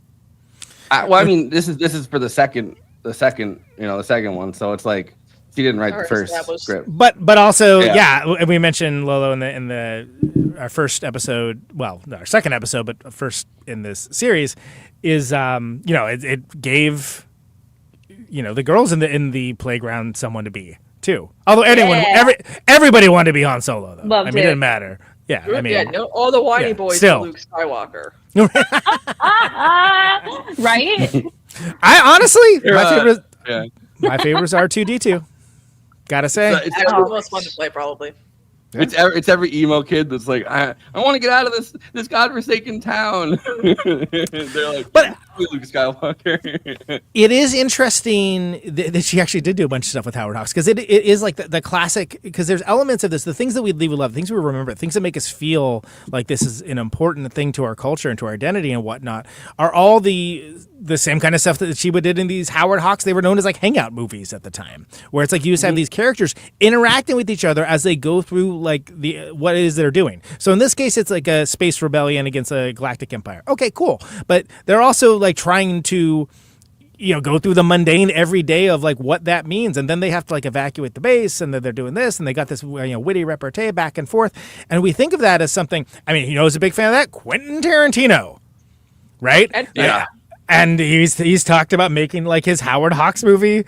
We talked about it recently, Jackie Brown. It's a thing that his best movie, perhaps. Right, and it's very naturalistic. There's a lot of people that do that kind of thing, but it's crazy to think about that she actually worked on those movies that like inspired all this kind of thing, like Only Angels Have Wings and stuff like that. That's awesome. I actually did not know that. The ones she worked on El Dorado with Howard Hawks. She worked on Rio Lobo. She worked on Rio Lobos. Yep. Yeah, she worked on Hatari, which is another John Wayne movie that's not Howard Hawks. Like Rio Bravo. She also wrote one of the great. I did a better job of being R2 than the trash can Stevie. How dare you? But anyway. No, but she did one of the great screenplays with William Faulkner, The Big Sleep. Which is a movie sure. That, I love The Big Sleep. Like yeah. a movie that like influenced, Tarantino's whole world. You know what I mean? Like, I had a lot of feet in it. Can I say the one nobody wanted to get stuck with was C-3PO, by the way, who is still a queer icon, and gets some great scenes in this. Not the least of which is he gets to be worn like a backpack, which is great. Chewie and C-3PO stuff is all solid gold. I wish there was more of it. It's the one thing I was like, why not have more scenes of that? Yeah, the C-3PO and R2-D2 again is the Rosencrantz and Guildenstern of Star Wars. Disney. Think about that. Think about Conan saying here. That show on Plus would be such a success. They did it with The Lion King. They did it with Timon and Pumbaa. Well, and you could do the thing where we have Chewbacca and Han Solo talking, where it would spoil the entire Cloud City sequence if you knew what Chewbacca was saying. That you have C-3PO and his like reactions, his completely danger averse in every possible capacity, reactions to literally anything being said. Why do the scenes with R2-D2 work? It's because of C-3PO's exaggerated reactions, right? Like this is all showing. This is all not like pages and pages of exposition. It's got nothing to do with that. It's just cool. And you know what else is cool? Is I had the action figure of Chewbacca with the C-3PO backpack. And I wish I still did because it was totally badass. Oh, I love that. Now, there's something I want to discuss too. Is obviously like with Darth Vader, I feel like it created the trope of the parent being, the one to defeat the parent that you didn't know about. Like this is a common trope actually in soap opera. Someone mentioned a Star I thought you were going to say Greek soap myths, opera. but yeah, that works too. I mean, seriously, it really does work. A lot of characters come back, try to destroy like a relationship or a character that they're actually related to. But they knew all along. Like that's a soap opera trope that's been used so many times that I'm thinking this is Star Wars. Well, and what's the difference between like a soap opera and like a space epic, except for spaceships and like blasters, right? I mean, like let's be real, and I say that as a fan. Like if it's done well, it's done well. Good storytelling is good storytelling. I mean, look at Wicked. Yeah. What? Who is the Wicked Witch of the West's father? The wizard. Who she wants to destroy. I don't believe that has been revealed yet. I cannot believe it. But this is like a common. Like also to imagine. With those movies that should not be named. Imagine if they had actually done like a Star Wars from like Darth Vader's point of view the entire time. Honestly, I am here for that. I might be down as long as we get the Darth Vader that's like bodying people at the end of Rogue One, and there's being a badass and not just like sitting around being forlorn. Because that was the problem with one of those movies that we shall not name. It's like, no, he should have been killing dudes. He should have been killing dudes immediately. And be like, oh, this is the most fearsome badass in the entire galaxy, and everybody is afraid of this guy. And at no point ever in that movie was I afraid of him. I was sort of like, oh, that's an icky decision. I don't when the kids got killed because it wasn't earned. In that same way, the end of Game of Thrones, spoiler for the television show Game of Thrones, where there's a heel turn by Daenerys Targaryen. It's like, it's not earned. You should have the whole season of her like pushing the boundaries too far and going over the edge, and you didn't do any of that, so none of it's earned. It's bad storytelling. It's like House of the Dragon season 2 being such a filler episode. It's like, when did they go in the war again? So, by the way, just real quick before we move on, I have an action figure of Chewie with a Dog the Bounty Hunter mullet. Great. No notes. The term space opera, right? Like that Star Wars gets tagged with. It actually was pejorative that in 1941, Bob Tucker coined the term space opera to reference soap operas, saying like, oh, in the world of sci-fi, these are just like soap operas in space. So that's like the connection between. Yeah, that's like the connection between those two separate genres. He was trying to downplay between his between like the harder more specific sci-fi or whatever and like space opera. This is a space opera. Yeah, there's literally two characters right now in General Hospital who should be dead. They literally got stabbed with poison. They had a funeral, everything, but they're alive. Like it's stabbed with poison. Stabbed with poison. How are they alive? No one ever really dies. Yeah. General Hospital. I am the doctor now. Dr. Yoda. That's surprise casting. Yeah. So George Clooney. I am not. All right. So fantastic. Okay. Is that enough of that, or are we gonna keep doing it? We got to talk about the malapropized, most iconic quote of all movies, which is the reveal of Vader being, spoiler alert, everybody, being Luke's father. And again, we talked briefly about how just badass that sequence is, where he's throwing everything at him. He's using the Force. He's throwing there's like a kitchen sink. I think there's actually, isn't there a Spaceballs homage where you actually see a kitchen sink fly out, if I remember correctly? The kitchen sink from? Because that's where they got jumped. Maybe, I don't know. But that is what's happening. And then He's throwing baggage, abandonment issues, emotional trauma. And then he cracks the window, which it makes the seal, like the vacuum of outside, like happens, which is just another. And the whole time, and remember, this is like with very little actual contact. Lightsaber to lightsaber contact. You're like, oh, he's getting the business, man. This is crazy. And it's very effective. It's a very effective scene. And then because you see them do this battle, it takes place over multiple areas. And again, the most badass and iconic of which, the thing that I always remember, is where it's like it's very dimly lit and everything's illuminated by the lightsabers. And it's so well done. And it's so good. And it's so something that, like, when you think of Star Wars and you're like, hell yeah, that's like one of the things that you think of, right? And it's not even that long of a scene, which is crazy. And then you get the whole, like, he's driving home, he's driving Luke, he's pressing the advantage, cuts off his hand, right? And again, that's what you get for bitching about it, Hamill. And you get the reveal, and you get it in this part of Cloud City. We've seen a lot of Cloud City, but this is the inner workings. This thing's got to be floating somehow, right? So how is it doing it? All right, well, this is the area where, down is a very long way, and that's effective in a completely different way than the rest of the battle was. And it's effective in such a way that, like, there's nowhere for him to go, and there's nowhere for him to go emotionally as well as physically. And that's one of the reasons why that's one of, like, the scenes that everyone's like, oh yeah, that scene, even if they remember the quote wrong. and the whole thing too, like, Vader's not trying to kill him. Vader could just. He wants to do what the Emperor accuses him of doing. Yeah. He absolutely is trying to do, which is like the law of the Sith is that there can only be two at a time. So he wants to rule the galaxy as father and son, and that's like, and Emperor's constantly accusing him of doing that, and that's because he's trying to do it. So there's a good reason to accuse him of that. Yeah. I feel like the Emperor's come out and be like, oh, whoa. All right, we'll rule the galaxy as father or son. Where am I in this picture, buddy? Like, a touching moment between the two of you, but I have some questions. Where's the me of it all? Lolo, I love when people say, "Where's the me of it all?" Where's the me of it all? Where's the meat of all? Where's that HR meeting in the frickin' Star Destroyer, right? Lolo, you want to talk some 3PO? We didn't get to. I at least didn't say anything because I feel like we touched on him really briefly, like the prissy robot, and how irritating he is, and how his stuff only works with R2, but. I love the part where he keeps giving the stupid odds because right. Never tell me the odds, right? Yeah. I was like, I never I don't want to. I hate knowing that kind of stuff. That instantly puts me in a bad mood. Anyone would. But one of the funniest moments is with Han, though, where he basically cock blocks Han. Like him and Leia are having a moment. As a kid.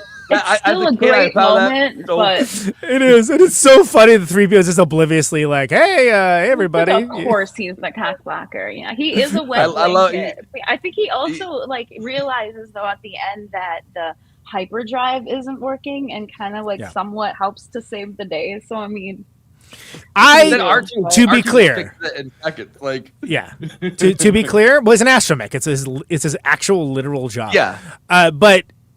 I love 3PO. As a kid, I found 3PO annoying. I think 3PO. I don't think Star Wars works the same way that we think of Star Wars working without him.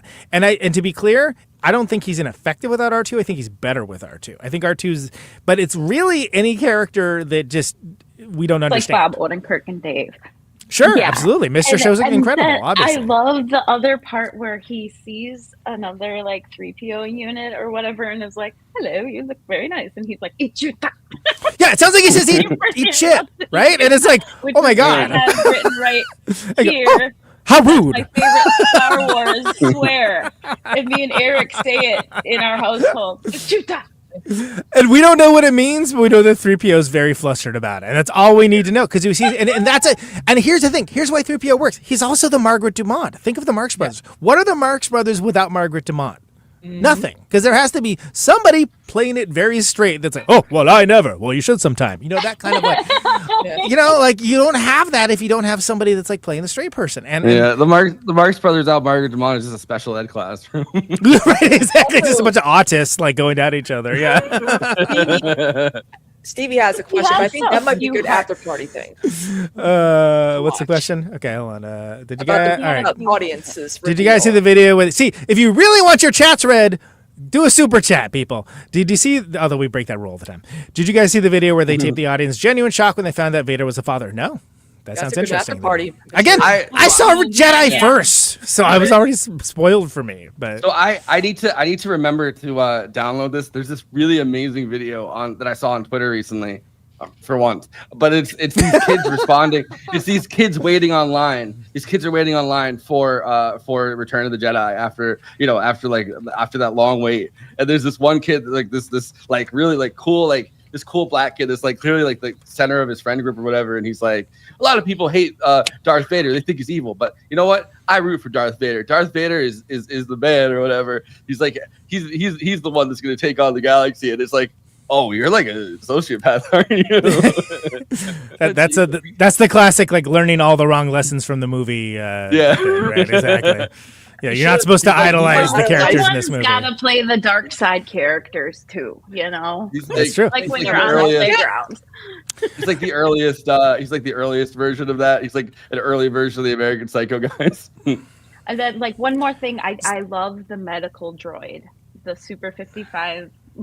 Oh yeah, great. That is my. The droids in this are also great, and they're so inventive and cool. And all the Vader talk also reminded me that it wasn't just R2. I was either R2 or Vader. Those are my two, which I guess you could just look at me on this show and you could figure that out. That'd be my two roles, right? See, Force choke on StreamYard, # Force choke on StreamYard. But yeah, I mean, because one too many Yoda impressions. Yeah. If I only could, my dude. If I only could. I just have to do it with a look instead. Of the Empire stuff, just the aesthetic of Darth Vader in this, it instantly is like, you know, as a rock and roll lady, I'm like, I see the shiny He's leather, cool. the stuff, the inside of their ship, their, you know, the SS costumes, how they look real sharp, you know, and all of it's just like, I don't know, there's something about it that's just, I can't take my eyes off. I do feel lured by the dark side. and so that's where it works well, because you think about like, oh, who'd want to join like the Empire? So it's like, oh no, they got cool uniforms. You can, the idea is you can like lift your family out of poverty. Are we the baddies? Yeah, exactly. Well, but it's something that by the incredible production design that we take for granted, frankly, because we compare things to this. But we don't think about like, no, where did this freaking come from? It just came from the brains of some very imaginative people who were very creative. And it defined the look. I mean, how many freaking flagrant Star Wars ripoffs did we get for like years and years and years? One last year was Zack Snyder. Yeah, anyway. I'm sure at least like one of you guys have also watched fucking Triumph of the Will. You know, Lenny Riefenstahl's classic. I put it on for recreational viewing all the time. Yeah. But like, if you're interested in film, you should watch it, and not because you are endorsing the message behind it, but because as a filmetic piece of work and what it does, it's important to understand conceptually. Yeah. Well, it's like she's like the one person that's managed to capture like the weird like dark magic of Hitler, right? Like on in the thing. And to say. Please don't cut me out of context. Please time code 13320 to place that out of context on X.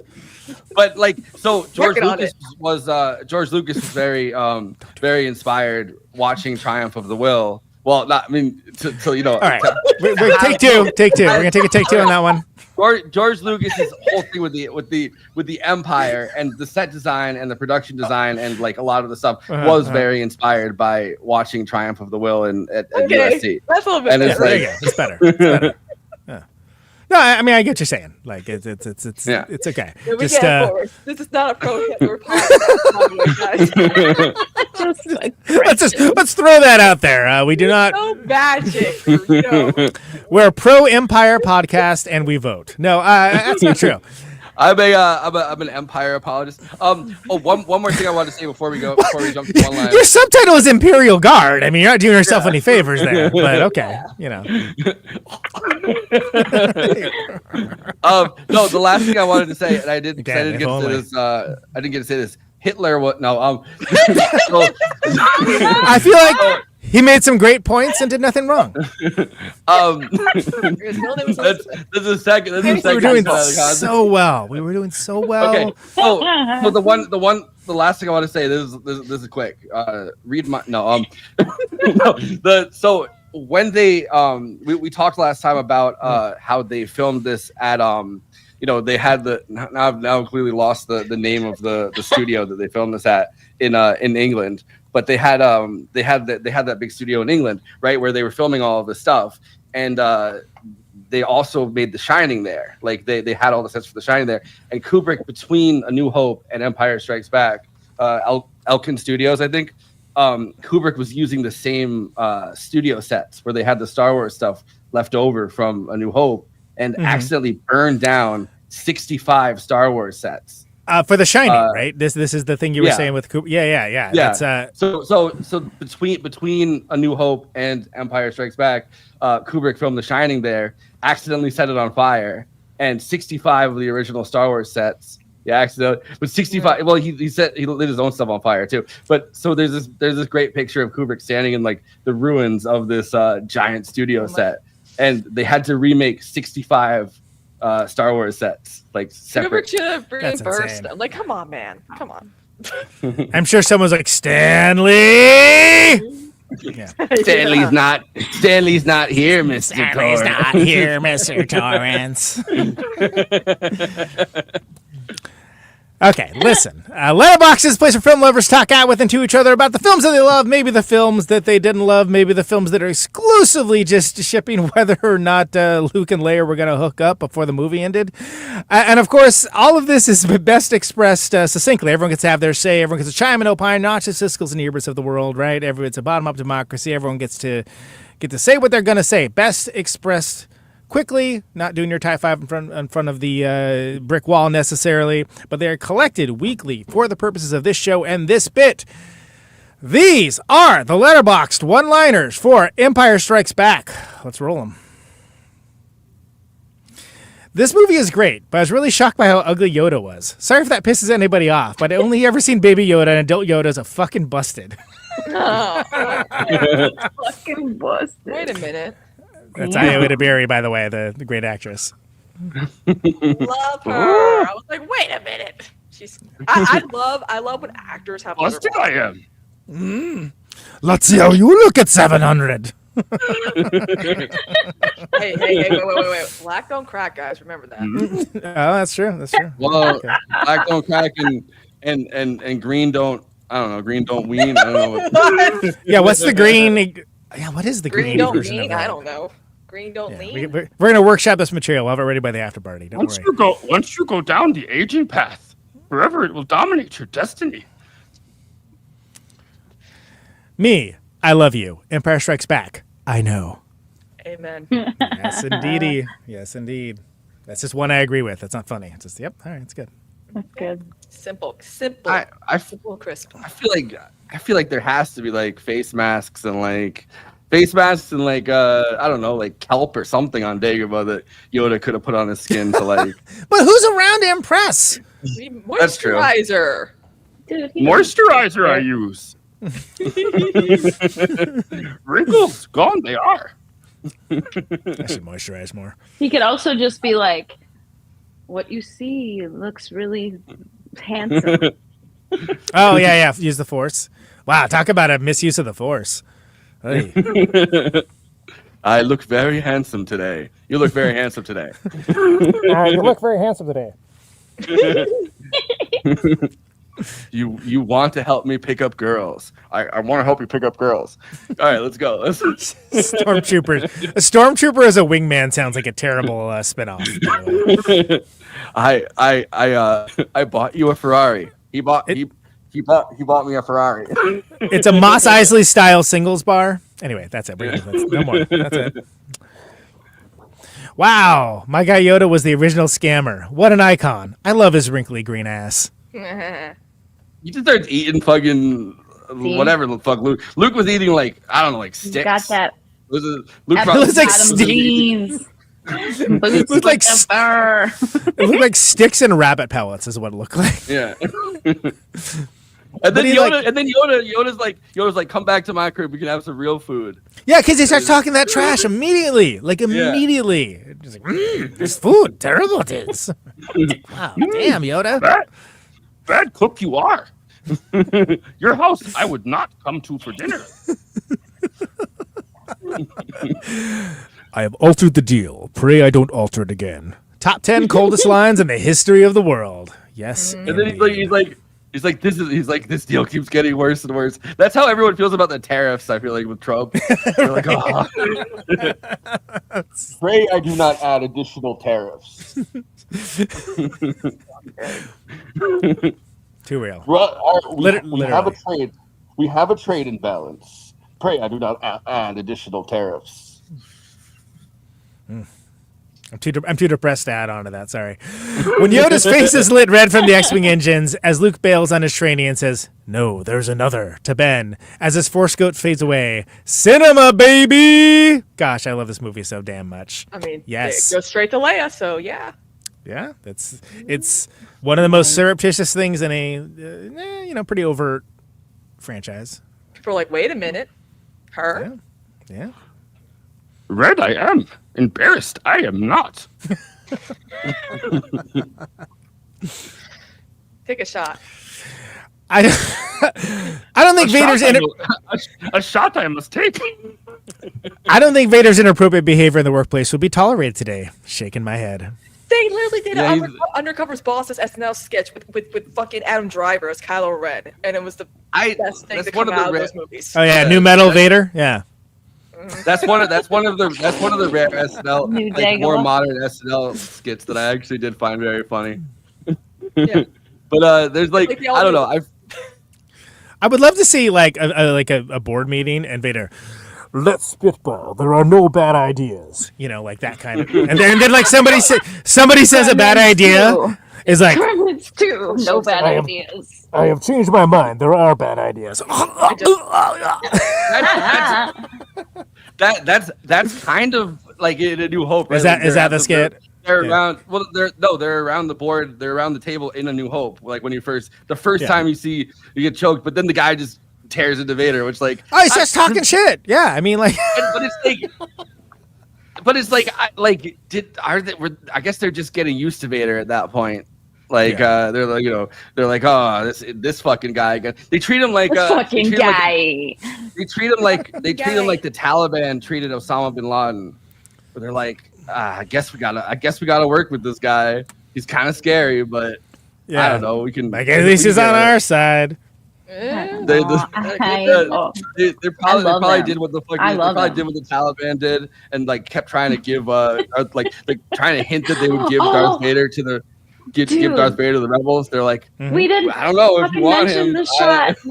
We didn't mention the shot where you can kind of see his head when the mask goes on. Oh my god, that's one of the remastered shots, right? That's got to be from. Yeah, it's a special edition one. Yeah. It's arguably one of the more effective ones in this one, but it is. Yeah. Balls, you are.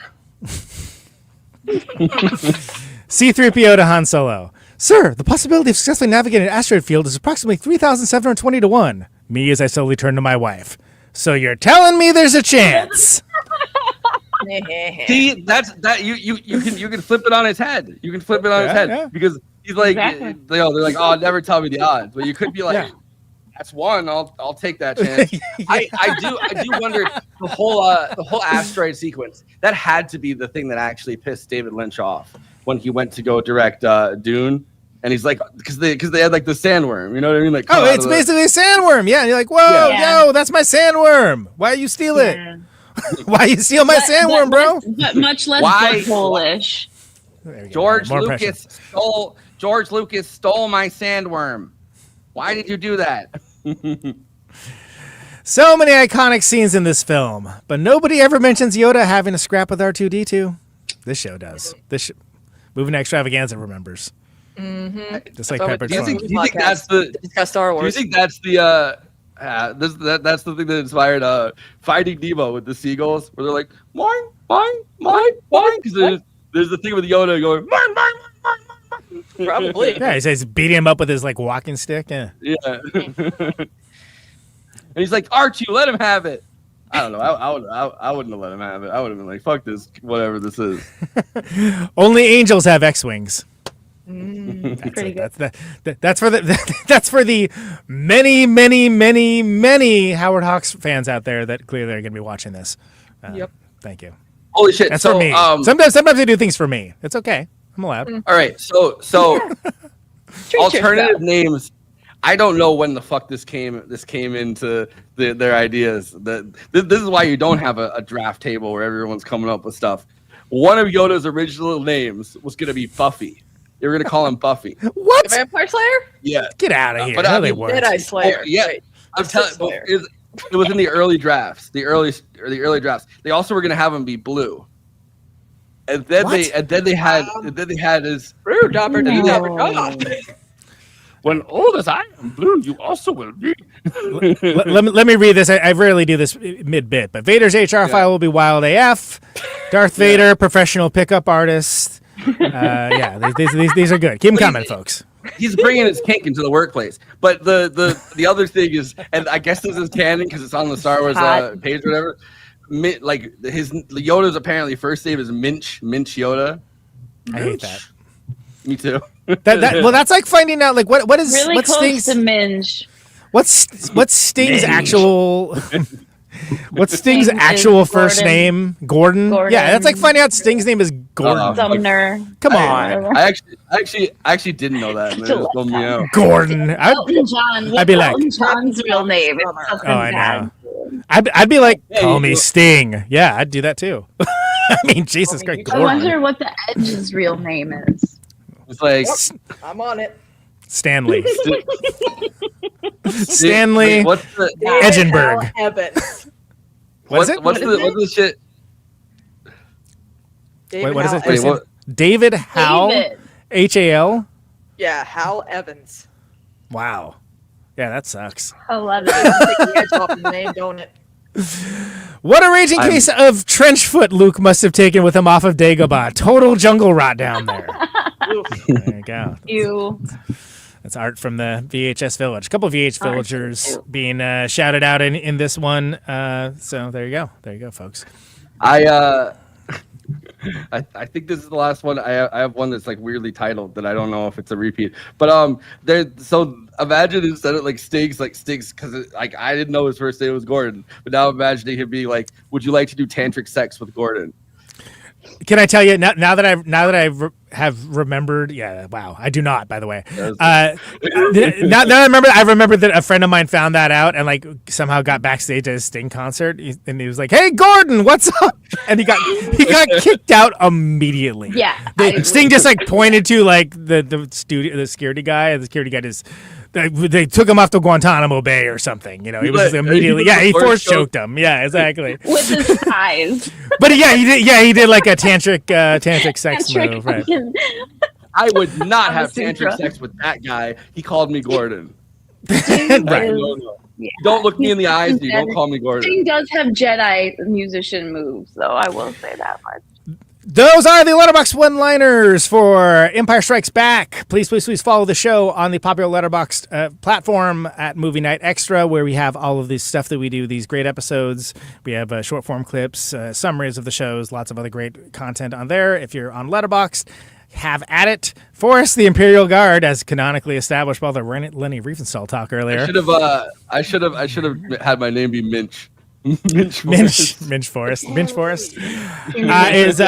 logging stuff on Letterboxd at Always Flacco. Please follow him for all the stuff we do in this show, as well as so many other things that he's along in his personal filmatic journey and things along those lines. I, of course, do or do not. There is no try. Something I say in my everyday life, by the way. At Conan Neutron. Hit me up on Letterboxd. Follow along for the Criterion Challenge. Very near the end of that, actually, and everything else. Saw Weapons recently. As we talked about very recently. Bunch of really good classic cinema ones. It's been a good month for movies, frankly.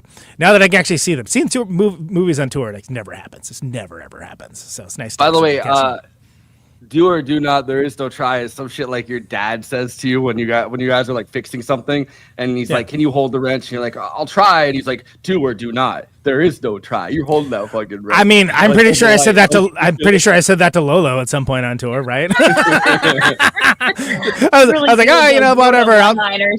Yeah, like I'll try. I'm like, do or do not. There is no try. Kristina.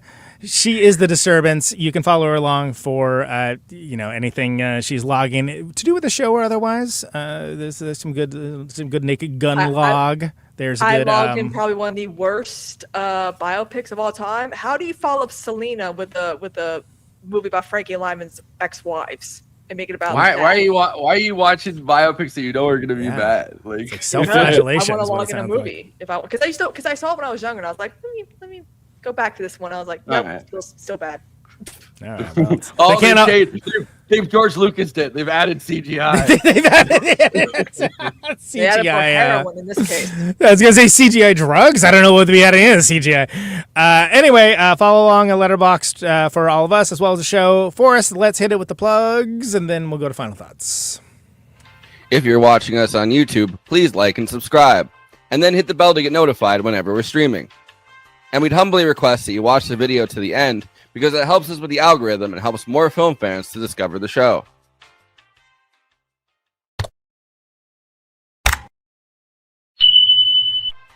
We're also monetized. If you want to get your chat questions definitely read on stream, you can always send us a super chat, which will help us keep the show going. Every cent helps. If you're watching on Twitch, you can gift us a free sub on Amazon Prime with your Prime membership, but getting subs on Twitch is always appreciated. And it helps to follow us on there as well. We also have an audio feed, which is available wherever you download podcasts, if you prefer to listen to podcasts rather than watch the stream. That's updated usually the same day we stream, but watching on YouTube and Twitch is the best way to get the show first, live as it happens. If you want to support us with a monthly donation and get access to all of our after parties forever, which go patron only after we do them, you can become a patron at patreon.com/Movie Night Extra. Link is in the description for that. It really helps us keep the show going since we do have some expenses to make this happen. We also have a Discord community. Link is in the description for that. We sometimes watch movies we cover on there. We get into conversations about everything from film to TV shows to related podcasts. We even have a Discord channel for memes. It's really fun on there. You can find us on all the social media platforms: Facebook, Instagram, Blue Sky, Twitter, and Threads. You connect with us on all of those. Talk to us. We'd love to hear from you. Lastly, we recently made a TikTok at Movie Night Extra where we're putting up short form clips from the episodes. Okay, passing this to Conan so he can tell you about his music and this week's Protonic Reversal. Conan, who's on Protonic this week? Yes, y'all. So the Nina Nastasia episode for her new record is now up in the general feeds by the time people are checking this out. Tim Byron of the band Hell Yeah and the Mayhew. That episode is going to be coming up later this week, already in for patrons, though. And then Blake Fleming of the Incredible Dazzling Killmen is coming up this. And Ladio Blanco. Everyone forgets Ladio Blanco. Ladio Blanco is an incredible band as well. Is coming up this next Thursday at the time of this recording. Lots of really cool stuff coming up. Please follow along for the show. ProtonicReversal.com, Patreon.com/ProtonicReversal, $1 a month for advance access. Gets you all that stuff and so much more and helps keep the lights on and these lights on. The lights in this bubble. It keeps these lights on, which is much appreciated. A bunch of other stuff coming up for Protonic as well. Conan Neutron Secret Friends, no shows coming up for August and September, but we have, I'm just waiting for the poster to be done. We have a bunch of tour dates going out to Rat City Recon 2025 with Piss Jeans, God Bullies, or God Buddies, as Lolo calls them. Buildings Austerity Program, and so much more. Seattle in October 25th. We're also playing Portland. We're playing Eugene. We're playing Boise. We are playing Salt Lake City, Denver, Lincoln, Nebraska, Minneapolis, Chicago, and those are the tour dates for October. It should be a great time. We got a really cool poster coming. I've seen the roughs of it. Chris Williams, who does the art for this very show, is doing another great poster for us in the series of ones he's done for us this year.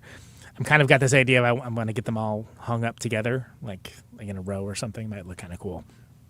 NeutronFriends.bandcamp.com. Way of the Neutron is a new record. Pick it up on Bandcamp if you're so inclined, CD or vinyl, and available on all the streamers as well.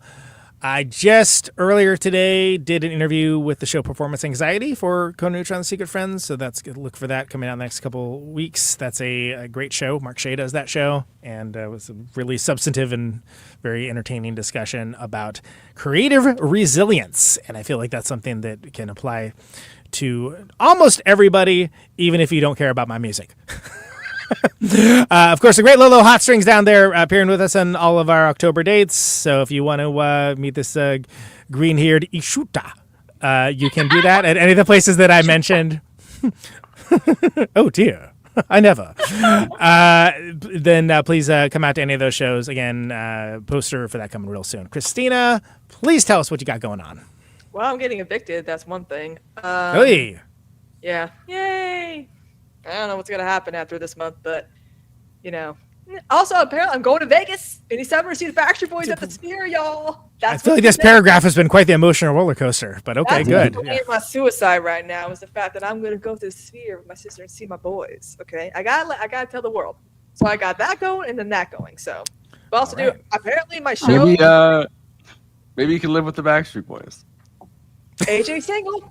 That's my boy. But I don't. Was that what was stopping that from happening before? Okay, good. Yeah. I didn't have a show today, and I didn't know until the schedule happened. So thanks for letting me know about that. I swear, I'm realizing I'm becoming more like Craig Ferguson the older I get and the more I do this. You know what I'm saying? What, Scottish? I'm like, what do you mean I didn't have a show today, guys? Oh, okay. I was curious where you're going with that, but you landed the plane. So many people message me like, "Yo, where were you today?" And I'm like, you know what? This space cares.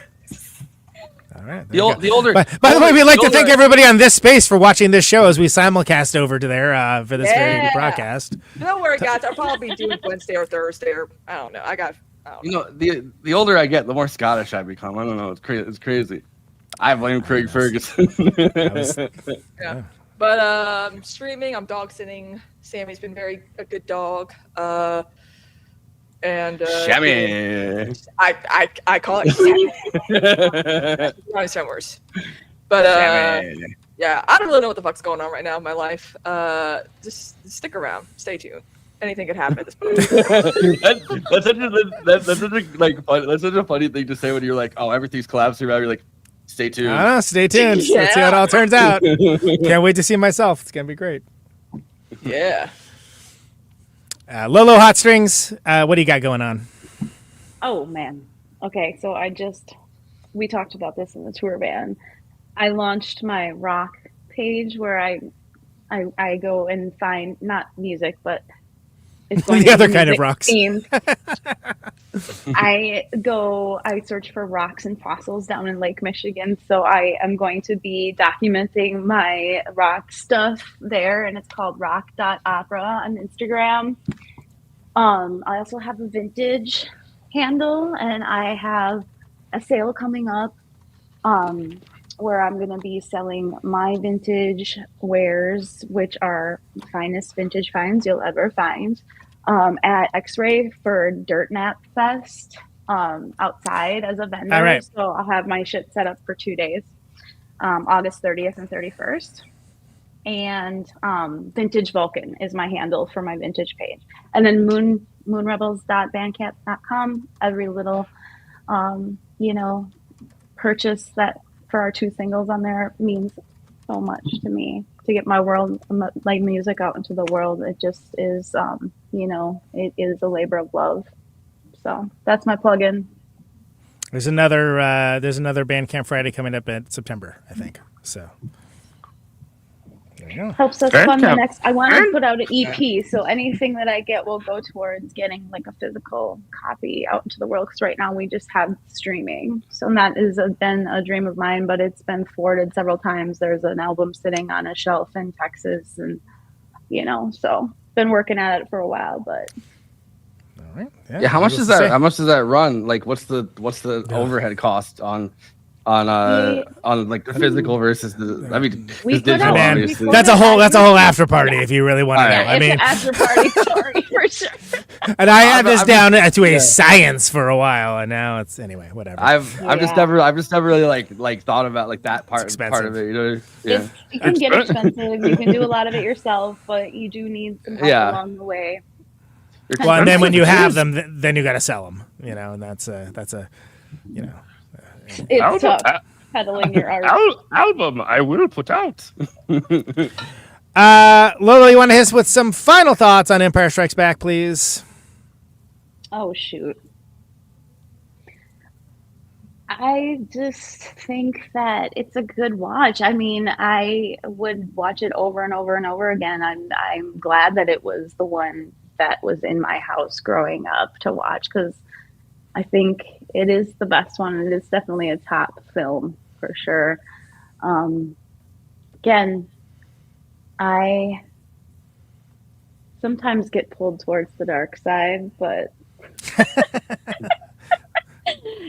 so well, I mean, they're such my they're like, favorite oh, film for that reason. But they're like, oh, you get angry. You're going to the dark side. It's like I'm anger, angry. I'm angry. Like, yeah, it's like I'm like Mark Ruffalo in the Avengers. My secret superpower is I'm angry all the time. Fear, anger, aggression. No, but then I also, I got Jedi tricks too, so I'm still vacillating after all these years. I mean, I guess I just told you, like, I all turned off being Vader in R2. So look, I get it. I mean, I did have the dark side lightsaber built, like I said when I went to the old. Didn't they call those like the gray Jedi in like the comics and the novels? Where like they vacillate between the two. Yeah, it's true. Gray Jedi, I am. I mean, yeah, and so I'm excited. I know there is. Final thoughts really is like for me, since these were whole worlds that were created and languages and stuff, like kind of like the Lord of the Rings stuff. It does just put you down in the middle of it. I just think that I've always had trouble remembering things like, what planet they were on. And, there was a point where she was like Dantooine. And I was like, wait, I thought it was Tatooine, and Eric had to come in and tell me. There's so many little factoids that it's just like, as a person who's just watching without going into it that way, I really think it is close to flawless. I'm not the one that like nitpicks everything, and it's like, why did you do that? But yeah. Empire, this is. I'm glad that I am a converted Star Wars nerd, basically. There is you my go. final thought. Good movie this is. the final Yoda thoughts. But Kristina, let us hear your final thought. Cool. I'm gonna keep it short and sweet since we're running over time, and I know Conan's a stickler for time. He's a regular time. He's a regular time Nazi. Time Vader. Oh God, I was gonna say Time Bandit, but okay. But yeah, one of the greatest sequels of all time, and that's it. Yeah, there you go. All right, keep it succinct. Nice one. Greatest sequel this is. For me, the only purely 5-star Star Wars movie, one I can watch again and again and again and have absolutely flawless in so many ways. And again, as I mentioned before, so many movies fight to have like one moment of pure cinema, and this one has dozens. And it's one of the best to do it. It's what I think of when I think of Star Wars, one of my favorite movies of all time, and it was a joy to discuss it in all its multitudes. Especially the Yoda ones. Apparently. But that's 2 down. Two down? Well, 3 technically. I mean, 2 of the originals. Rogue One. Yeah. By the way, Rogue One's so much cooler than the Rogue 2. He's like Rogue 2 to Rogue Leader. Rogue 3, and then there's a Rogue 3, and then there's a Rogue Leader. Yeah, but there's also like there's also I think they're like Rogue 10 and Rogue 9 and 10, and it's like, all right, you guys are not Rogue. You guys have a system, like you're not Rogue, but whatever. Like I thought it's cool that Rogue One managed to get a whole movie out of the fact that nobody says they're Rogue One in that entire sequence. That's the only number they skip. Everyone hang out for the after party tonight. We're going to be talking more Star Wars and probably a whole lot else, I would imagine, knowing how this show has gone. Week. Yeah, exactly. Wow. Yeah. And I managed to put the YouTube link in the chat and not the StreamYard link. I'm shocked. I did not sleep, so my brain is like going. Whee! Yeah, apparently Letterhead must be like, you said you couldn't do a stream this week. I'm like, I said that. I haven't slept in a week, so maybe that explains it. Tune in next week as well for Return of the Jedi with our friend Bonnie Burton, a former Lucas employee who is a firecracker, and it should be a great time. And who ran StarWars.com. She ran StarWars.com. Yeah. You gotta ask her about Minch. She was sending me pictures of Ewoks hanging out with Lucas. It'll be much better than they're like, the people this week are going to be like, wow, that girl didn't know shit about Star Wars. No, come on. You got a Vader mask on. Jesus Christ. What are you doing? I think this was a great episode. But I don't know. I want to ask about Minch. Your Yoda impression. Where my Yoda impression? It's marginal. But I need to ask about Minch. It's marginal but plentiful. This is your Kermit's better. This is gonna be a Minch cast.